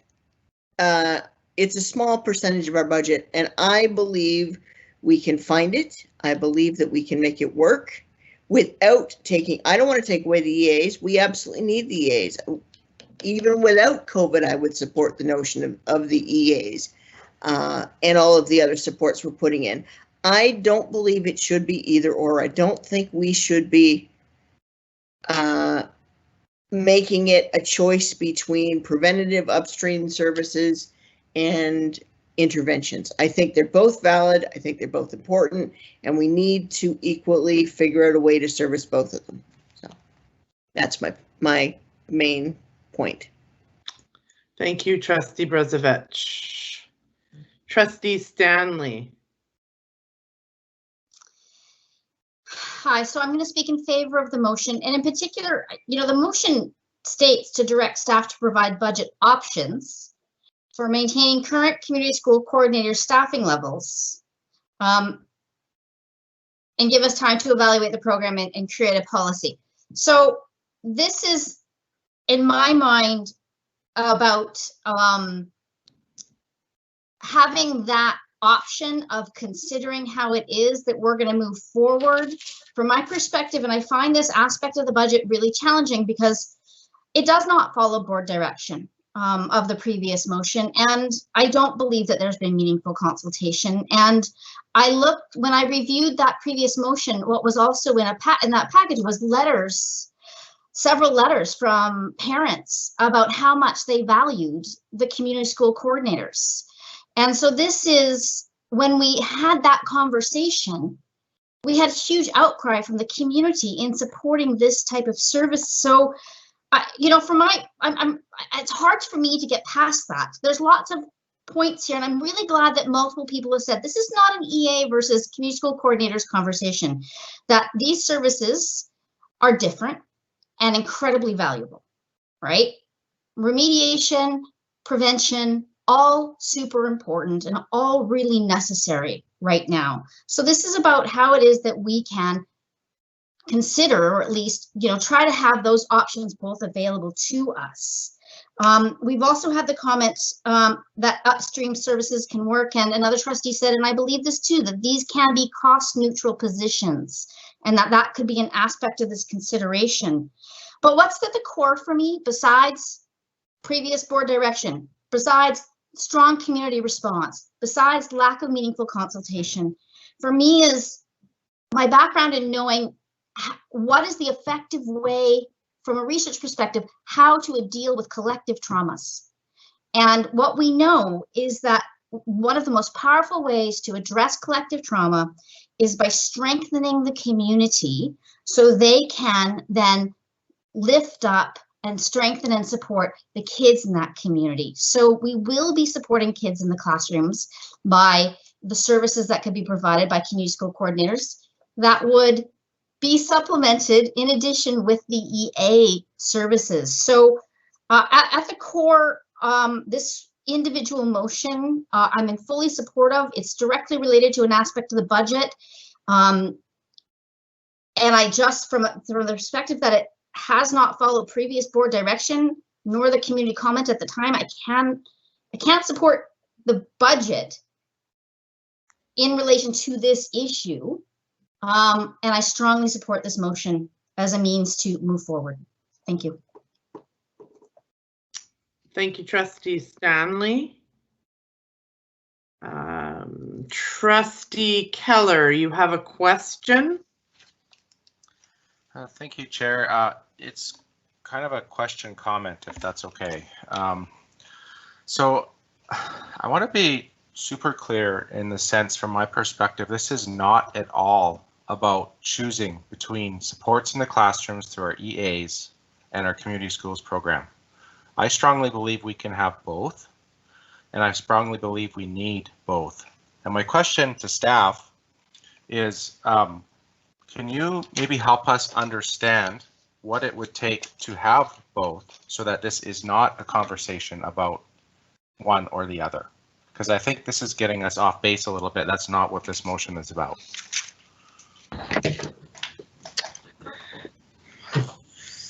Through you, Madam Chair, I guess, I mean, the connection between the increased EAs and the decreased time in community school is to a certain extent connected, given the fact that we are creating a status quo budget. So it is connected in that sense. Now, if the board again decided that it wanted to use surplus funds, like to create that structural deficit, it would have that ability to do so. Or alternatively, again, we could look at transportation. We've talked about some of the challenges there that could be, you know, reallocated and have an impact. They're connected in that sense, in the sense that learning services planned on a status quo, saw a need, made the determination on the basis of need and the goals and operational planning. So again, the question is, could we find the money? We could find the money from a surplus or from removing from another program. And if we were told, okay, bring an option, one of those options would be don't increase the EAs the way that we're proposing, because really that's kind of the direct connection of where the funding is coming from. Thank you. Trustee Keller? Thank you, through the chair. So I fully support the provision of additional EA time. I want to make that 100% clear. I guess the question as a follow-up, if I may, through the chair to perhaps Secretary Treasurer Walsh. So could you help us understand a little bit better the difference between structural deficit and projecting less surplus? So if we need to find, I'm making up this number, $130,000, for example, can you please explain to me the difference between budgeting a deficit, as a structural deficit, versus projecting less surplus at the end of the year? So instead of 1 point whatever it is million, it may be 1 million, or so on and so forth. Sure, through you, Madam Chair. So when I say structural deficit, it's the difference between our expenditures versus our anticipated revenues. And so generally, unless we changed our revenue estimations, we would be talking about a structural deficit, and I should say, as an ongoing expense. So whenever we talk about surplus, we're saying that the surplus is there because and then we recommend that a one-time expense be put against that surplus, because then you're creating a structural deficit by having an ongoing, expense associated with that. We can go in and we can restrict monies that are not used in the current year and put them into the budget and then expend against that surplus in advance. What we cannot do is, if the monies are only anticipated to be there, is actually budget revenue that doesn't exist. So in the sense that the structural deficit and spending surpluses, they're disconnected in a way. And I'm not sure if Ms. Sutton wants to jump on to maybe add a little bit more to that. But that's the big distinction. And so that's why I think as staff, and I think that's why as the system, there's often a difficulty and a bit of a disconnect as we end up with a surplus at the end of the year because of lower spending. And again, this year we know people are not traveling, etc. And then if we put money in the budget against it, then that has created an ongoing deficit. So say the surplus, it comes in September, we apply it to various pots, maybe we have a bit of a contingency, we get to next year's budget, and now we have to address the deficit that we've created through surplus spending.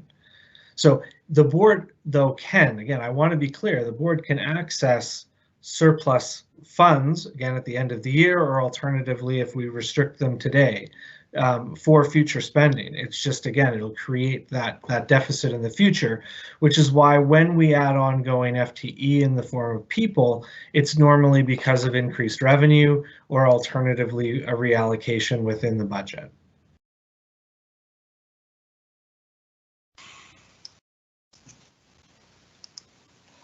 Thank you. And Greg, I think you used your follow-ups, and I don't know if Ms. Sutton's available, but it looks like that answered the question. So I'll move now to Ms.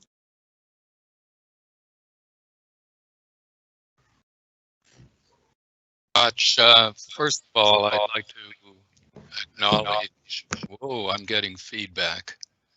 Is that just me, or? There, that seems to have corrected itself. We can hear you fine, Bill, so. Yeah, I was hearing myself twice. Yeah. Anyway, that seems to have cleared up. I'd like to acknowledge Trustee Keller for the thought and work he's put into these 5 motions. Going back to 2002, I could start with I was born in a farmhouse, but I'll just go back that many years. 2002, I developed, with help from 3 different teachers, a Hidden Heroes education program for grades 1 to 7, promoting that in this district and across most of Canada. I got to know the community school coordinator's role. At that time, there were 6 of them. A few years went by. I actually, for a number of years, sat on their provincial board in support of their work. So I'm a great supporter of community school coordinators. There was a strong feeling of equity, and instead of 6, each of those 6 ended up with 2, and I think 1 or 2 had 3 schools. And then with technology flowering, as we arrive where we are today, with the community school coordinators dealing with the entire district. And technology, I gather, according to Lynn Brown and her staff, has improved to the point where 3 community school coordinators can do the job of 5, allowing us to, 3 of 5, allowing us to find 2 more people for the classroom. So I appreciate the thoughts that Trustee Keller has in his motion, but I will be opposed. Thank you, Trustee Robinson.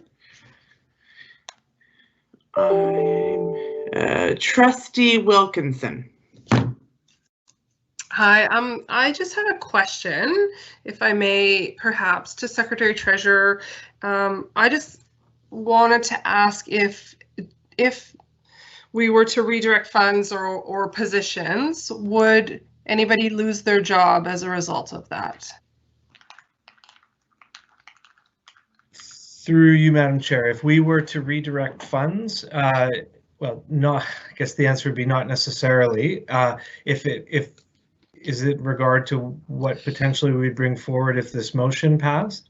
Yeah, like I'm thinking, so, you know, we're talking about, you know, people believing it's not an either or, and right now the status quo budget is that we have 5 community school coordinators, and we're looking at perhaps reallocating 2 of them into BEAs. And what you had spoken about, and I don't know if it was you, but somebody had spoken about their jobs right now being more directed to EA work or child, youth, family support workers.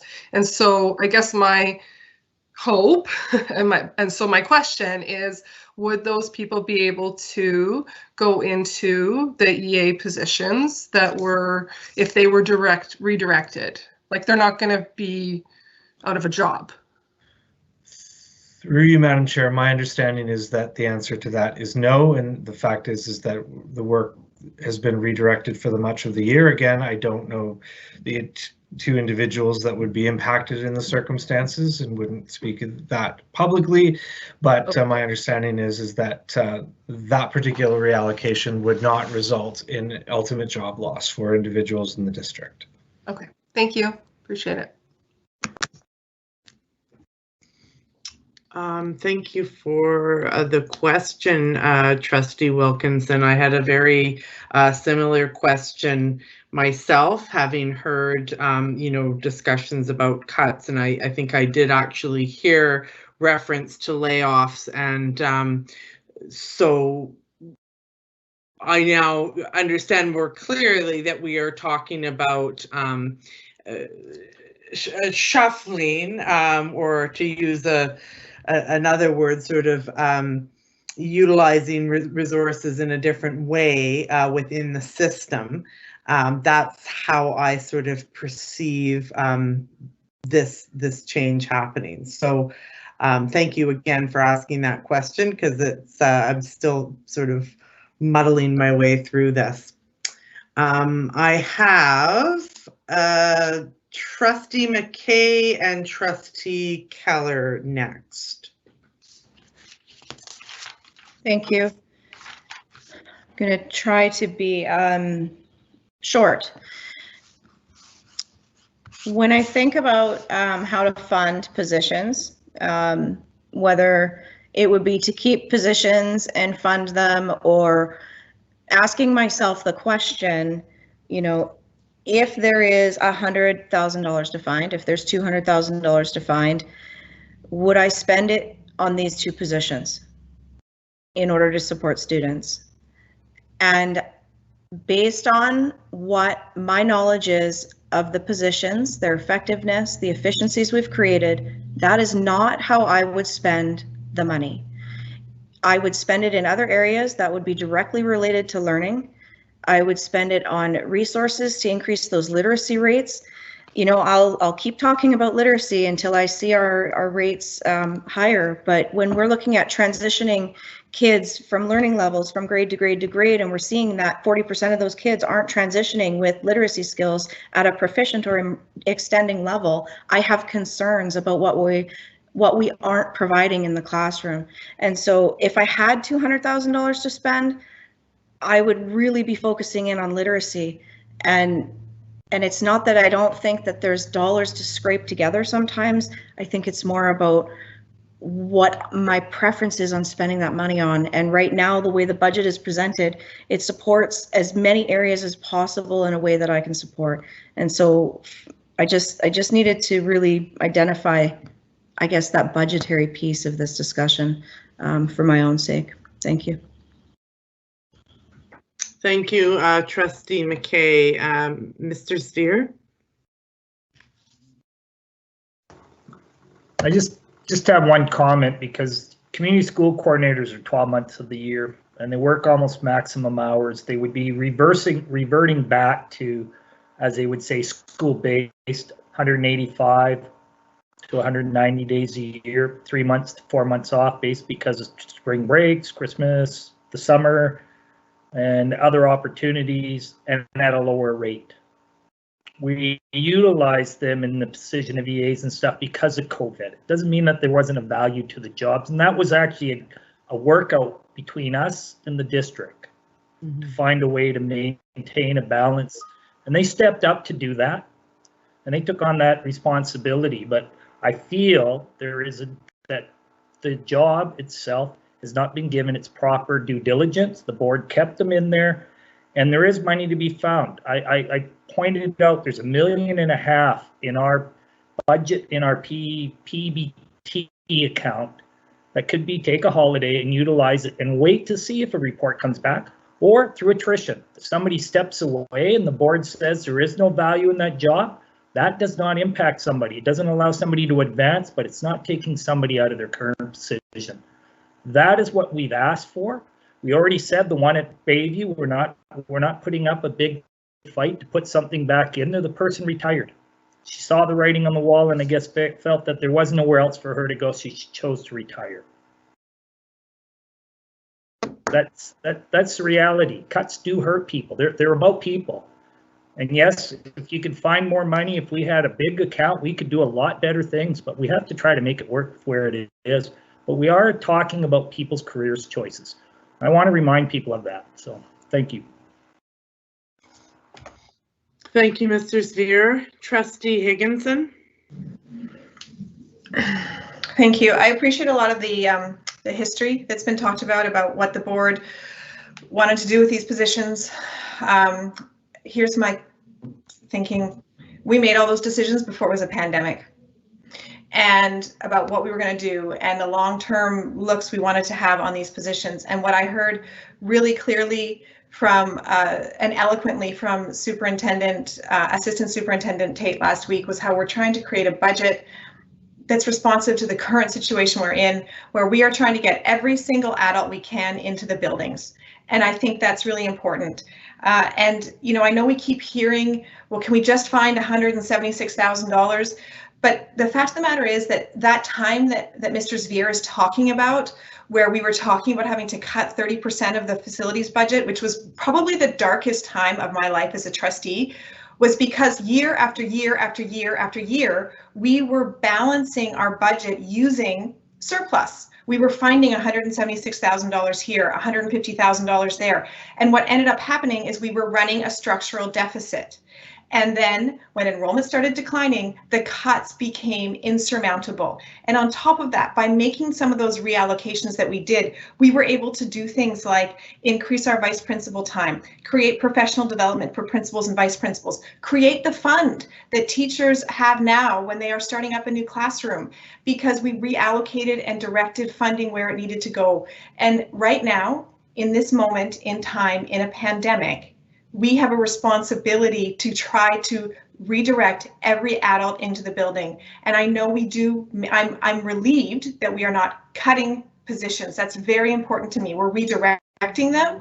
And I am relieved also that we do offer the opportunity for our QP workers to get work in the summer and to get work over the holidays. It's not the same, but we make sure we do it so that we can create that 12-month work for folks who need it and who want it.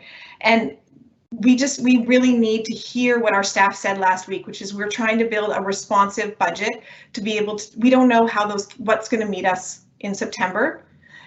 And we need to be able to have every adult possible in the buildings. And we heard clearly as well, and I forgot to mention this, from the NDTA recently at the TTLC, how important the idea of having every adult in the building was, in their opinion, at TTLC, and some of the experiences they're having this year with some of the kids, and how helpful they think this recommendation to have lots of adults in the building and redirect our resources there would be. So for now, I'm in favor of this of the budget recommendation and not in favor of the motion.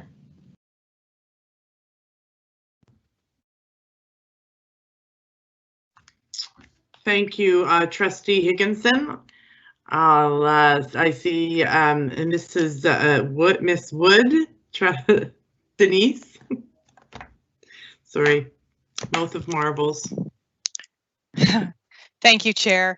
I just want to go on the record and make it clear that the NDTA is not advocating for cuts to folks' jobs.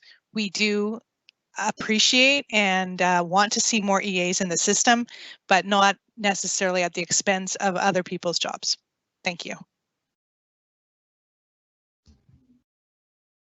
Thank you for the clarification, Ms. Wood. So I see no further speakers or questions on the speakers list. So I'll prepare to close debate, seeing no further questions, and ask if Trustee Keller would like to close. Thank you, Chair. No, I think it was appreciate the debate, and I don't have anything further to add at this time.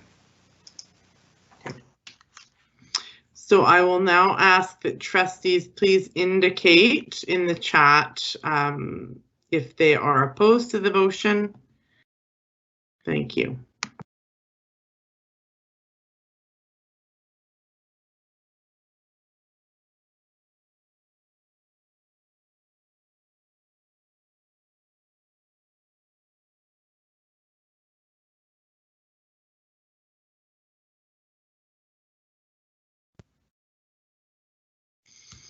Okay, the motion has been defeated. Those opposed, Trustee McKay, Trustee Robertson, Trustee Wilkinson, Trustee Higginson, and Trustee O'Neill.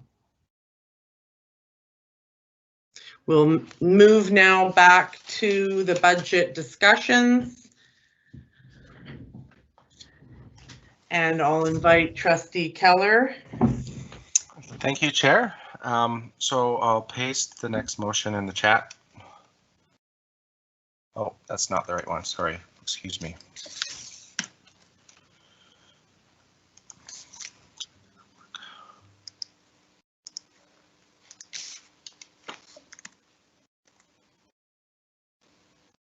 Okay.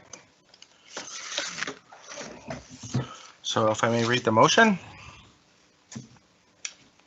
Please do, thank you. Thank you.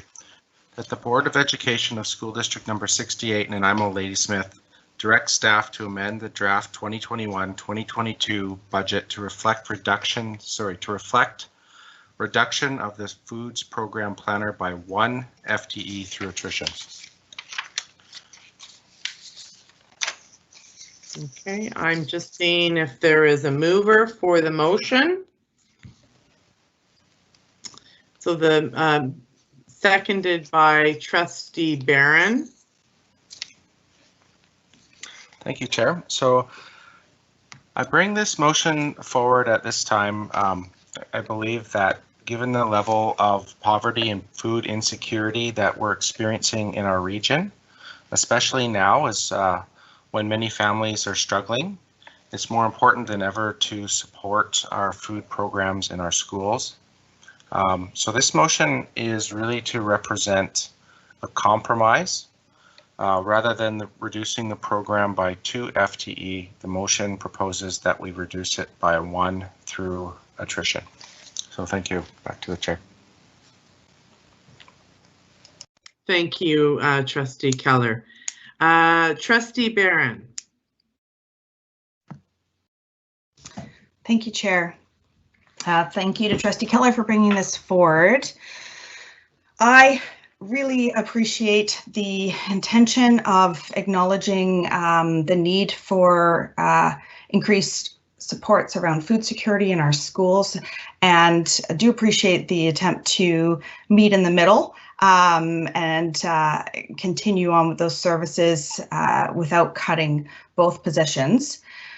Where I'm at with this is that although we have received a job description, which describes what this job might look like, I don't have any understanding of the impact on students that these cuts would have. Again, I don't understand. I don't know which schools they're at. I know we're not going to talk about specifics in a public platform because we'd be identifying specific individuals, but I don't even have any general information around what they were doing, what they would continue to do, how they are supporting students, what staff in the schools have to say about this. I know at one point these positions were very valuable to the 2 schools that I knew of.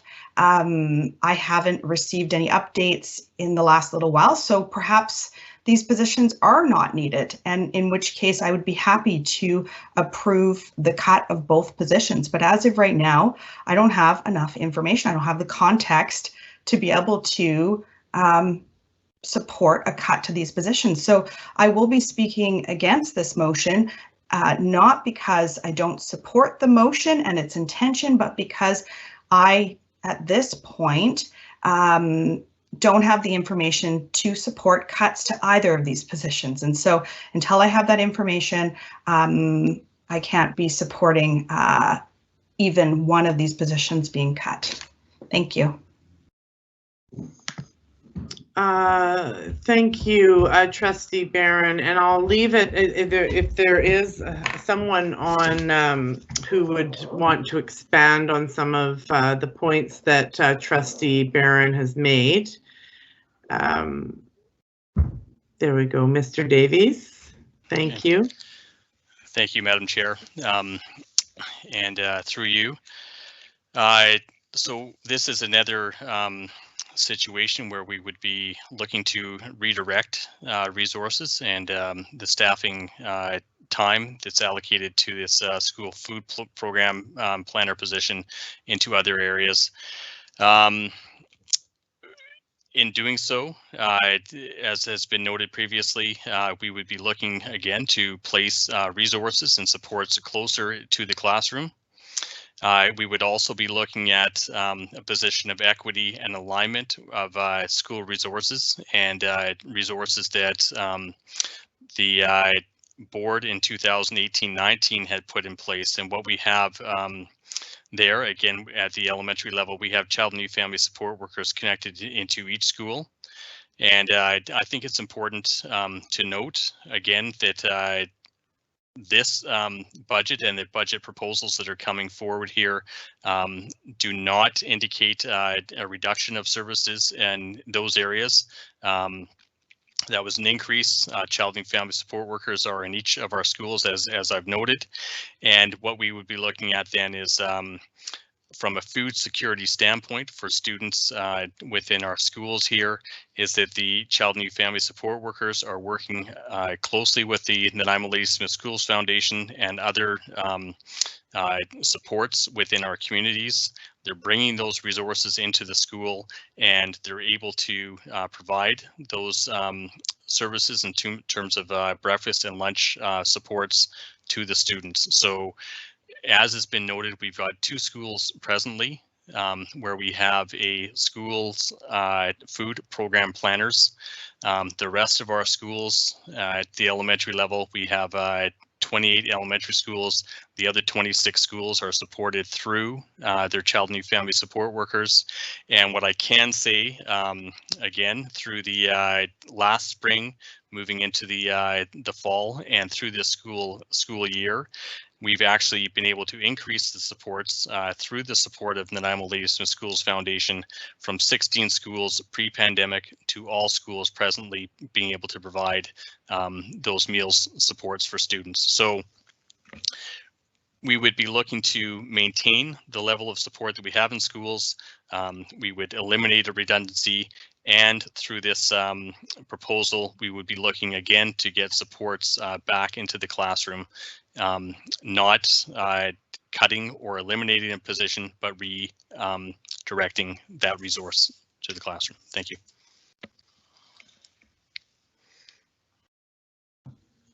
I see Trustee Barron has a follow-up.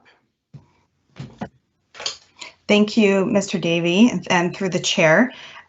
My question, thank you for that further information. My question is, have we received any input or feedback at all from the staff and students and parents and those who have been, those who would be impacted by the loss of this position? Do we know what feedback we're getting from them? Are there any concerns or gaps that may result from the cut in these positions?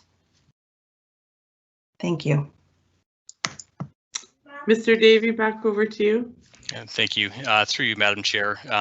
So in direct response to the question, no, we have not sought, nor have we received direct feedback from staff, students, or parents who may be in the schools that are impacted by this decision. What I can put forward, though, in response to the question is that we have received feedback and appreciation from the other schools. Certainly, anecdotal recognition and comments with the increase in service that we've actually been able to provide through the pandemic, rather than a decrease in service. And so, as I pointed out, all schools are now receiving this service, and it's believed that there is a level of redundancy, again, by the support from the board in 2018-19, adding Child and Youth Family Support Workers time and increasing that time across the district. It's a recognition now that we can provide this service in a different manner and through greater a level of community support. Thank you. Thank you both. I will now pass it over to Trustee Brezovich. Thank you, Chair. I've been thinking about this one a lot. This is one actually where I've had a much more difficult time figuring out where I sit on this one, and I'm a little shocked with what the place that I've come to. I took a read of that job description in fair detail and realized that I know what that type of position is, and I've seen it in action, and I understand where staff is coming from with this one. I hate the thought of cutting positions for anybody, but if I'm being honest and I'm acting with fairness to staff and the work that they've done, I can see the argument that these positions have become a repetition and a redundancy because we're not really doing food programs in schools in the same way we did when those positions were more needed and were needed. So I am grudgingly going to not support this motion. I think that there are other, this one to me, basically what it comes down to, and I'm not trying to pit positions against each other, but I understand the logic of this one a lot more than I understand going from 5 to 3 with community schools, because I can see more clearly how the system has changed and why we are at a point where we can still provide the needed services without these 2 positions. That's what it comes down to for me.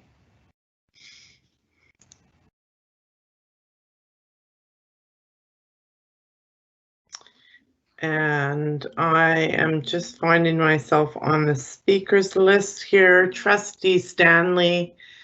As Trustee Stanley comes up, I'm just going to a friendly reminder to all of us, myself included, that we're running against the clock a bit here.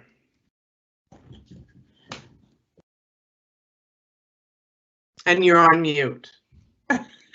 Trustee Stanley. Okay, I was just going to say the writing's on the wall here, so I will relinquish my time.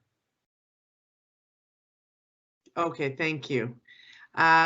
Trustee Barron. It was already, oh, sorry, that was a follow-up. Trustee Wilkinson. You know what?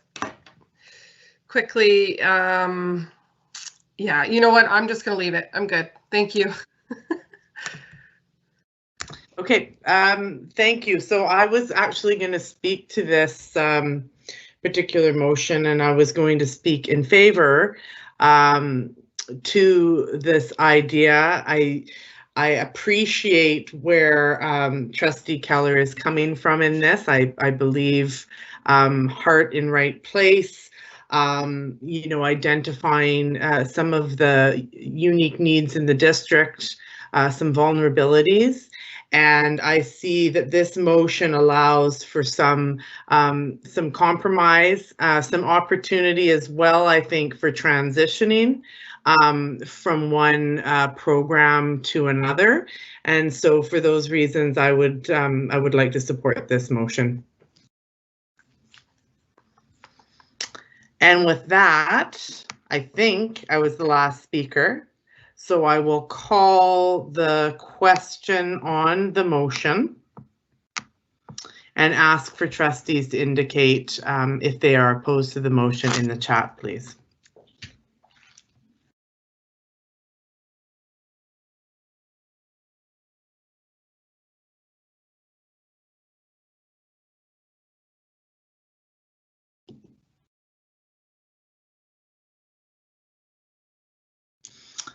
Okay, I have the motion is defeated. Trustee Wilkinson opposed, Trustee Barron opposed, Trustee Brezovich opposed, Trustee McKay opposed, Trustee Higginson opposed, and Trustee Robertson opposed to the motion. So without further ado, we will move back. Trustee Keller. Thank you. I promise there's only 2 more, and I appreciate your patience and opportunity to discuss these important budget motions. So I'll paste the next one in the comments. And I'll read it if that's okay. Yes, please do. That the Board of Education of School District Number 68 Nanaimo Ladysmith direct staff to consult with Indigenous rights holders and partners with the purpose of reviewing staffing levels in the Aboriginal Education Program to determine if additional FTE is required to increase service levels and Indigenous staff in our system.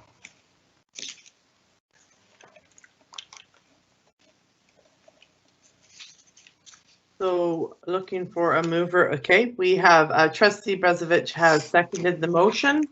You may now motivate. Thank you. So I just would like to start off by acknowledging the good work that our staff is currently doing with respect to our Indigenous rights holders and partners and how much I value these relationships. I had the pleasure of attending the Learning with Sayetsas webinar this morning with Jody Wilson-Raybound, and I have to say, you know, these are all excellent pieces of work that our district is doing that's really helping me on my personal journey, but our staff and our students and our community, I'm hoping as well, on our personal journey of understanding of truth and reconciliation. So I bring this motion forward with best intentions to ask staff to initiate discussions with Indigenous rights holders and partners to review service levels in our Aboriginal education program and to ensure that optimal staffing levels are being provided in conjunction with the budget cycle. So I've considered this motion through the lens of our CISUS framework and the UN Declaration on the Rights of Indigenous Peoples, and seek to support these discussions to ensure the board provides adequate funding levels in support of student, staff, and our strategic goal of truth and reconciliation. So I just want to make it clear that, regardless of the outcome of this motion, my perspective is by the board having this discussion in a good way, that it's a positive step in the right direction. So thank you, Chair, and I'll pass it back to you. Thank you, Trustee Keller.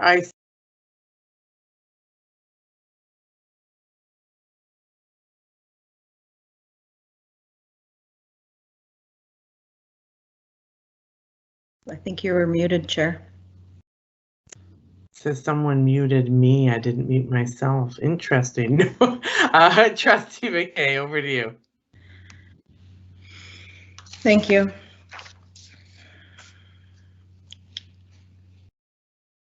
Okay, so it's with great difficulty that I will speak to this motion.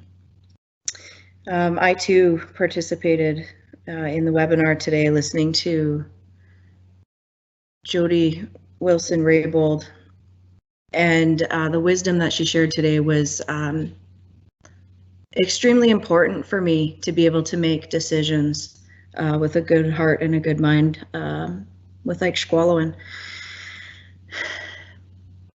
One of the biggest pieces of advice that she said had been shared with her is that by her mother was that she needed to be proud of who she is. And that's not something that I have experienced my entire life, to be able to be proud of being an Indigenous woman. And so in the rediscovery and re-acknowledgement of my own self-identity, I have gone through a deep learning process about what it looks like to have meaningful discussions with regards to Indigenous self-identity, with regard to Indigenous education. And it's very difficult for me when we start thinking about CISUS. CISUS is not a thing. It is not just a policy. Those are our words. But truly, CISUS is about how we do things. And in order to start breaking down the structures we work in, it's very important that we consider the how we go about doing this type of work. And so my struggle is not with the intent. My struggle is with utilizing a colonial system to pass a motion to tell staff to do something meaningful that they are already doing. In fact, I sit at a table with our Leaders for Learners as a guest, and I respectfully listen to their input that they share and provide, to our Director of Instruction of Indigenous Education and Data and Information. And the relationships there are extremely strong. And I can't speak to what happens in those meetings, as I would be out of place in doing that, but I can say that the consultation is significant and well considered. And so I'm going to be opposed to this motion, because I do not believe that this work belongs in a colonial motion at a board table. I believe that the work needs to be done through conversation and continued relationship building, which we're doing. And so I appreciate the efforts, but I can't support this motion due to how I believe that we need to be doing our work together. Thank you. Thank you, Trustee McKay. Trustee Higginson, I'm going to come to your comment, but I see that Trustee Stanley has put forward a motion to extend. Oh, okay. Well, pending Trustee Higginson, I'll let you speak then, and if it's needed, we'll, it shouldn't because it's 10 minutes, so we got time. Come on over, Trustee Higginson. If I take more than 2 minutes, then cut me off. So I just want to say you know, I really struggle sometimes with motions. I think they have good intent, and the appearance and the optics behind opposing them can be quite difficult. And I believe that our district does an excellent job of doing this work already. We were one of the first districts ever to have something called an Indigenous Education Advisory Council, which has just been put in place by the BCT, because we've had Leaders for Learners forever who actually are in control of advising us on how to spend the money. In one particular part of our budget, we have an excellent district principal of Indigenous Services and data, student data, I can't even remember how long his title is, this is his job. So I oppose the motion, not because I am opposed to ensuring that we are having a system that is reflective of the needs of our Indigenous staff and students, but because I believe that we are doing this in a good way already. And in fact, I have no reason not to believe that, because we have such strong relationships with our Indigenous rights holders that they would sure let us know if we weren't. And so that's why I'm opposed to this motion. Thank you, Trustee.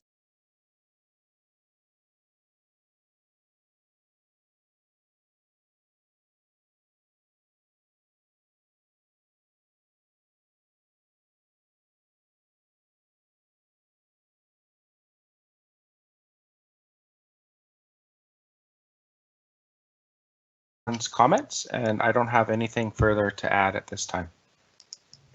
Thank you. So I'll now call the question and ask trustees, if you are opposed, please indicate so in the chat.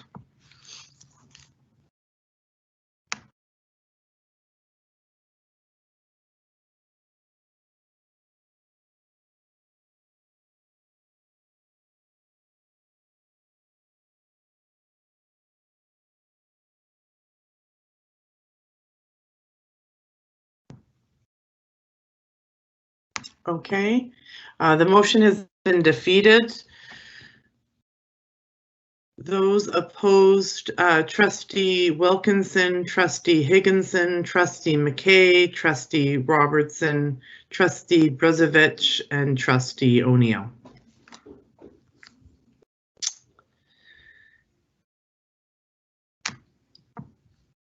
So, Greg, back over to you. Thank you, Chair. So the last motion that I bring forward tonight, I'll paste it in the chat. Reads as follows: that the Board of Education of School District number 68 in Nanaimo Ladysmith direct staff to review the budget allocation for primary classroom teaching supplies and resources and provide the board with recommendations to be considered in the 2021-2022 budget deliberations. Thank you. The motion is seconded by Trustee Stanley, so you can now motivate. Thank you, Chair. So this motion is intended to take a closer look at budget allocations for primary teaching supplies and resources to confirm if the board is providing adequate funds to cover the cost of setting up new primary divisions. Through this motion, I'm seeking more information and a staff recommendation, which is intended to ensure that the board's budgeting an amount that adequately covers the full costs associated with the provision of primary classroom teaching supplies and resources. And I'll pass it back to the chair. Thank you. Thank you, Trustee Keller.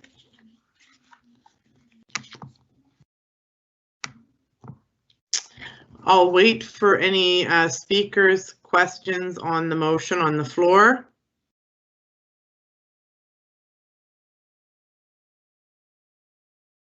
Trustee Barron. Hi, Chair. Thank you. Me again.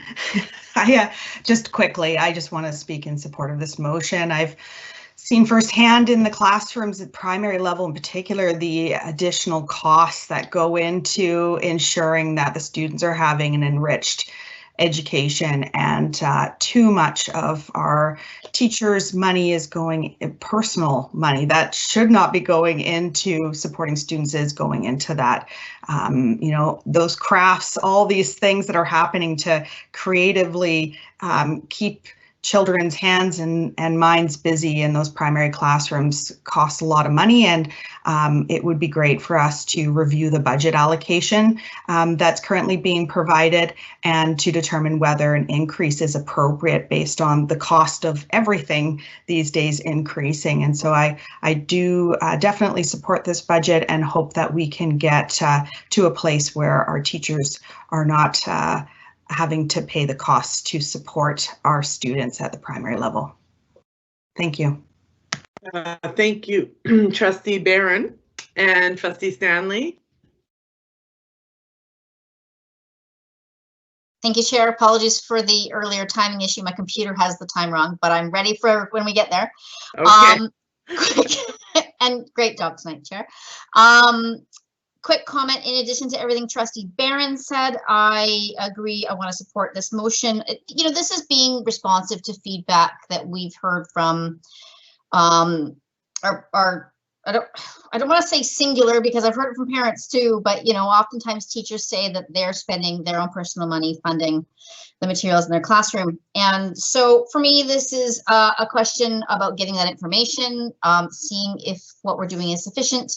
And if we can support teachers in creating classrooms that are better resourced to meet student needs. So thank you, Trustee Keller, again, for creating a conversation. I appreciate it.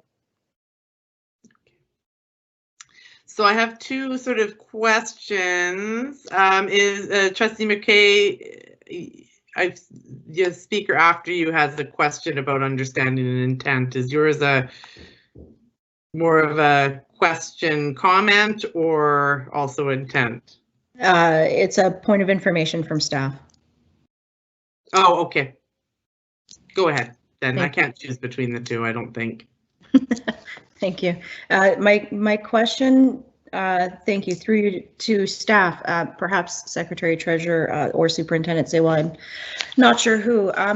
Can you help me understand what we currently do in order to resource classrooms and schools? I know that there's a process at the school level, and I was wondering if you could share with me what that process looks like so that I can consider whether more funding is required at the board level.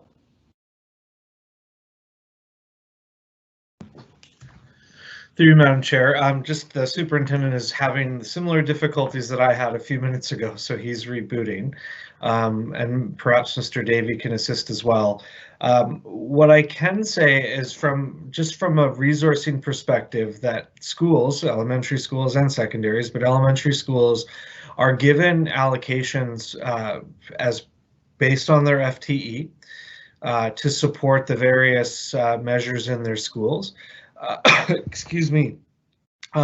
What I can also say, and Mr. Davey will speak to the specifics about support for classes, that what I can also say is that it's a pretty regular basis where our elementary schools are actually not spending their full allocation that the board's providing on a yearly basis. So we looked through those numbers today, and COVID certainly explains some of it, but we're looking or anticipating some surplus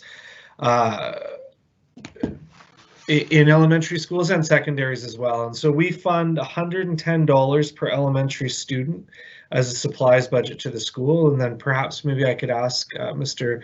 Davey to talk a little bit more about what that process looks like in a school. Before we do so, I think I'm going to have to ask my trustee friend there to move the time motion. Motion to extend to 9:15, please. Okay, the motion to extend is seconded by Trustee Keller. I'll ask any opposition, please state so in the chat. Okay. Thank you, and Secretary Treasurer, thank you for your response. Just making sure that I'm not muted. Yes, thank you. Good. Through you, Madam Chair. Thank you. So in terms of process, the school would receive their allocation of funding for the school year, and based on their priorities, again, which should align with district priorities in terms of the operational plan, which aligns them with the board's strategic plan. Staffs would determine where their priorities lie through the collective agreement. There is a provision there for staff committee input, and budgeting and budget decisions are part of that input. So principals would bring forward the allocation of budget for discussion with staffs or with the elected staff committee members. The staff committee then would have input as to how the allocation of resource, budget resource, is to be spent through that school year, where the priorities are for the school.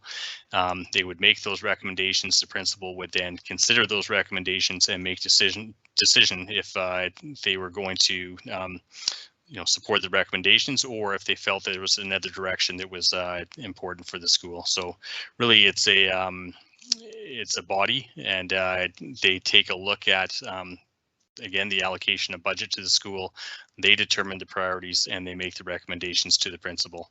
I would say within an extension of that as well is that our assistant superintendents, Assistant Superintendent Tate for elementary, and most likely our director of instruction, Steele, at the elementary level, would be having direct conversations with the school principals, both around budget, but also around the priorities that the school has laid out for that particular year. So I hope that answers the question in terms of process. Thank you. Okay, thank you. Trustee Brezovich. My apology. Oh, my question, yes. Through you to the mover. Trustee Keller, can you just explain to me, are you looking at this motion as a way to make changes to the current, but the budget that we would be passing this year, or for future budgets next year? Because the 21-22 date is confusing me a bit. Thank you. Through the chair to Trustee Brzovic. The intent of the motion would be to ask staff to essentially bring back information about the budget allocation and determine if it's adequate to cover the increasing cost of supplies. Okay. For the board to consider during this budget cycle. Okay, thank you. Okay, so there's a lot of Ms. Wood. Thank you, Chair. I know I spoke last week, I think it was, about primary classrooms, but I just wanted to add, in conversations with primary teachers, I was in a conversation with a primary teacher today, and she is relatively new to teaching. This is maybe her 3rd or 4th year, and she has been in the position of taking over classrooms for teachers who have retired or gone on sick leave. And if the teacher has retired, often they take all of their materials with them because they own those materials, and so she's coming into a classroom with nothing. And in her first year, she spent $1,500 setting up her classroom, and from the school received $150 in resources.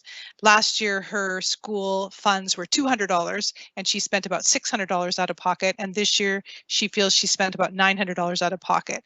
So it's a constant source of expense for teachers. And if a school has a large number of new primary classrooms or new primary teachers, that they're going to need different amounts of money, more money than a school that has perhaps teachers who are more established in their classroom. And so having a formula for the school that here's all your classroom supplies doesn't address that situation of brand new teachers to the profession. Thank you. Thank you, Ms. Wood. Trustee Keller? Yes, thank you, Chair. Question through to staff. I think Mr. Davey had mentioned an allocation of $110 per student for the school budget, as I understand it. The question is, when was this last reviewed and updated to adjust for the increasing cost of supplies?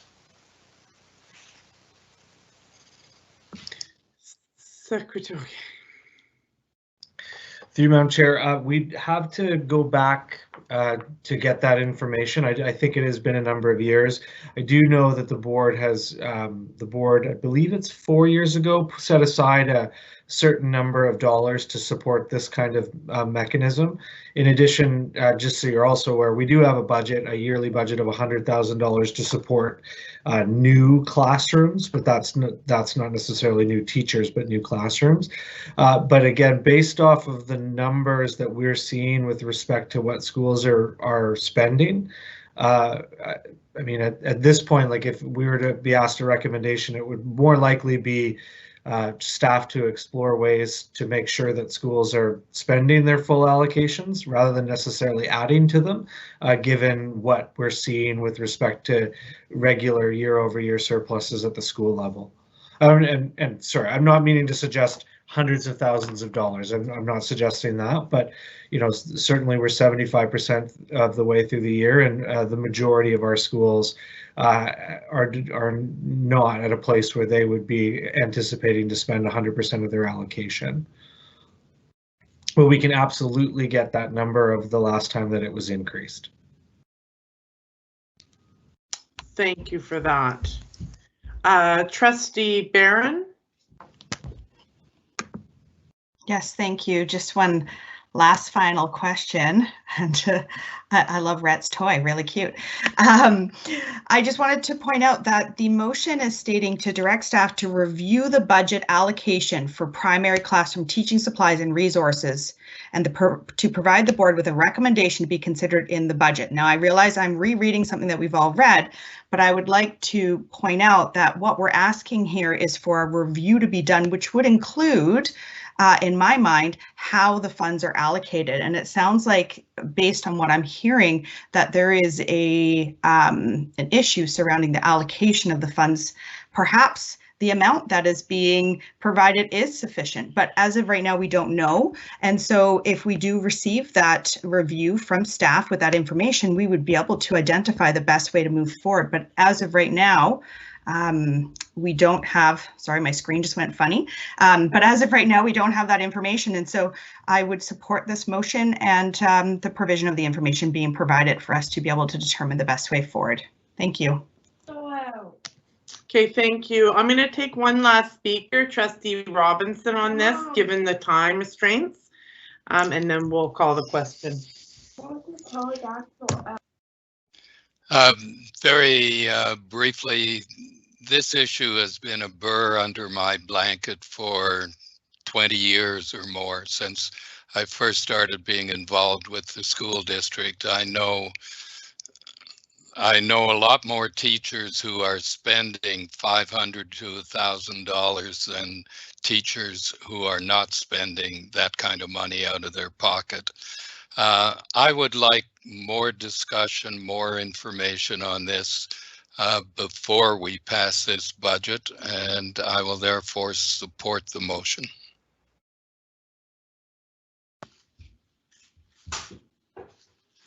Thank you, Trustee Robinson. I will now, there's no one else on the speakers list, so that makes it easier. Trustee Keller, did you want to close? Thank you, Chair. No, it's been a long evening, and I just appreciate the discussion. So no, thank you. Everything I've said so far, I don't have anything to add. Okay, so I'll call the question and I'll ask trustees to indicate if you're opposed to the motion in the chat, please.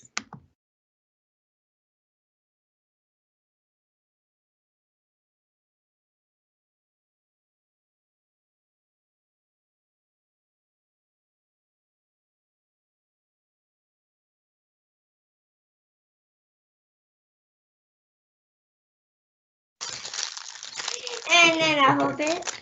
I see that the motion passes for the record, to opposition.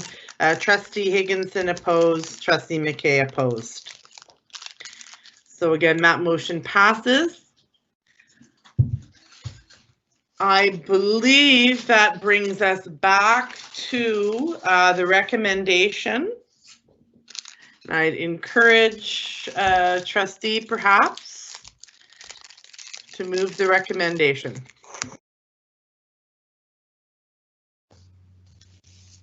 I have a point of, I guess, a point of information from the Secretary Treasurer, Chair. If that's okay. That's fine. Thanks.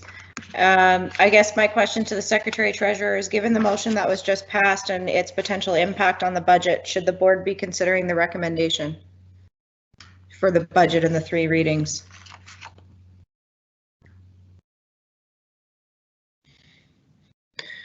Through you, Madam Chair, I guess it would depend on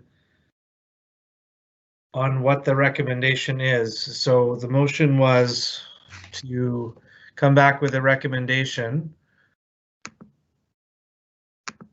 to increase, because it wasn't a request for, sorry, can I just see what the motion was? Board of Education direct staff to review the budget allocation for primary classroom teaching supplies.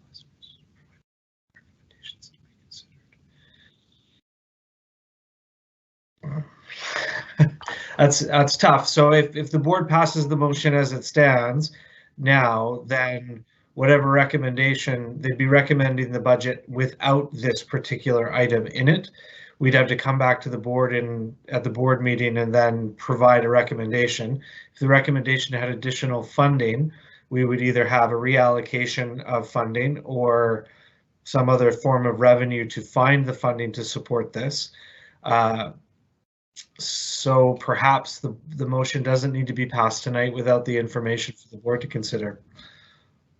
Okay, so my suggestion, sorry. I was going to say there'd be no reason why this motion couldn't just come straight to the board, as long as the trustees was aware that the budget would be coming to the board with the potential change that this motion may engender. Okay. I would suggest perhaps to the chair this evening of the business committee that we move this recommendation to our special business committee next week to allow that report back from staff and include it on the special business committee agenda with the long range facilities plan. Okay. Thank you. Let me think on that. We've got a point of information from Trustee Higginson.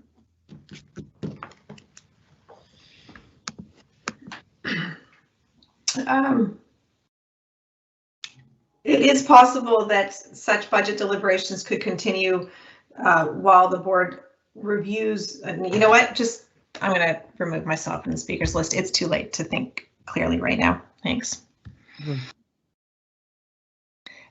And you're doing an awesome job, super mom, right now. Thank you. Thank you. Thanks. I think I'm going to, I hope everyone sees why we made the adjustments to the agenda that we did. And so we've already created a meeting to happen next week, the 19th special. So I would support moving this to that next meeting, and I don't know that needs to be moved or seconded, but I guess what I'll ask is if anyone's opposed to that, please indicate such and provide me with another suggestion on how we can deal with this.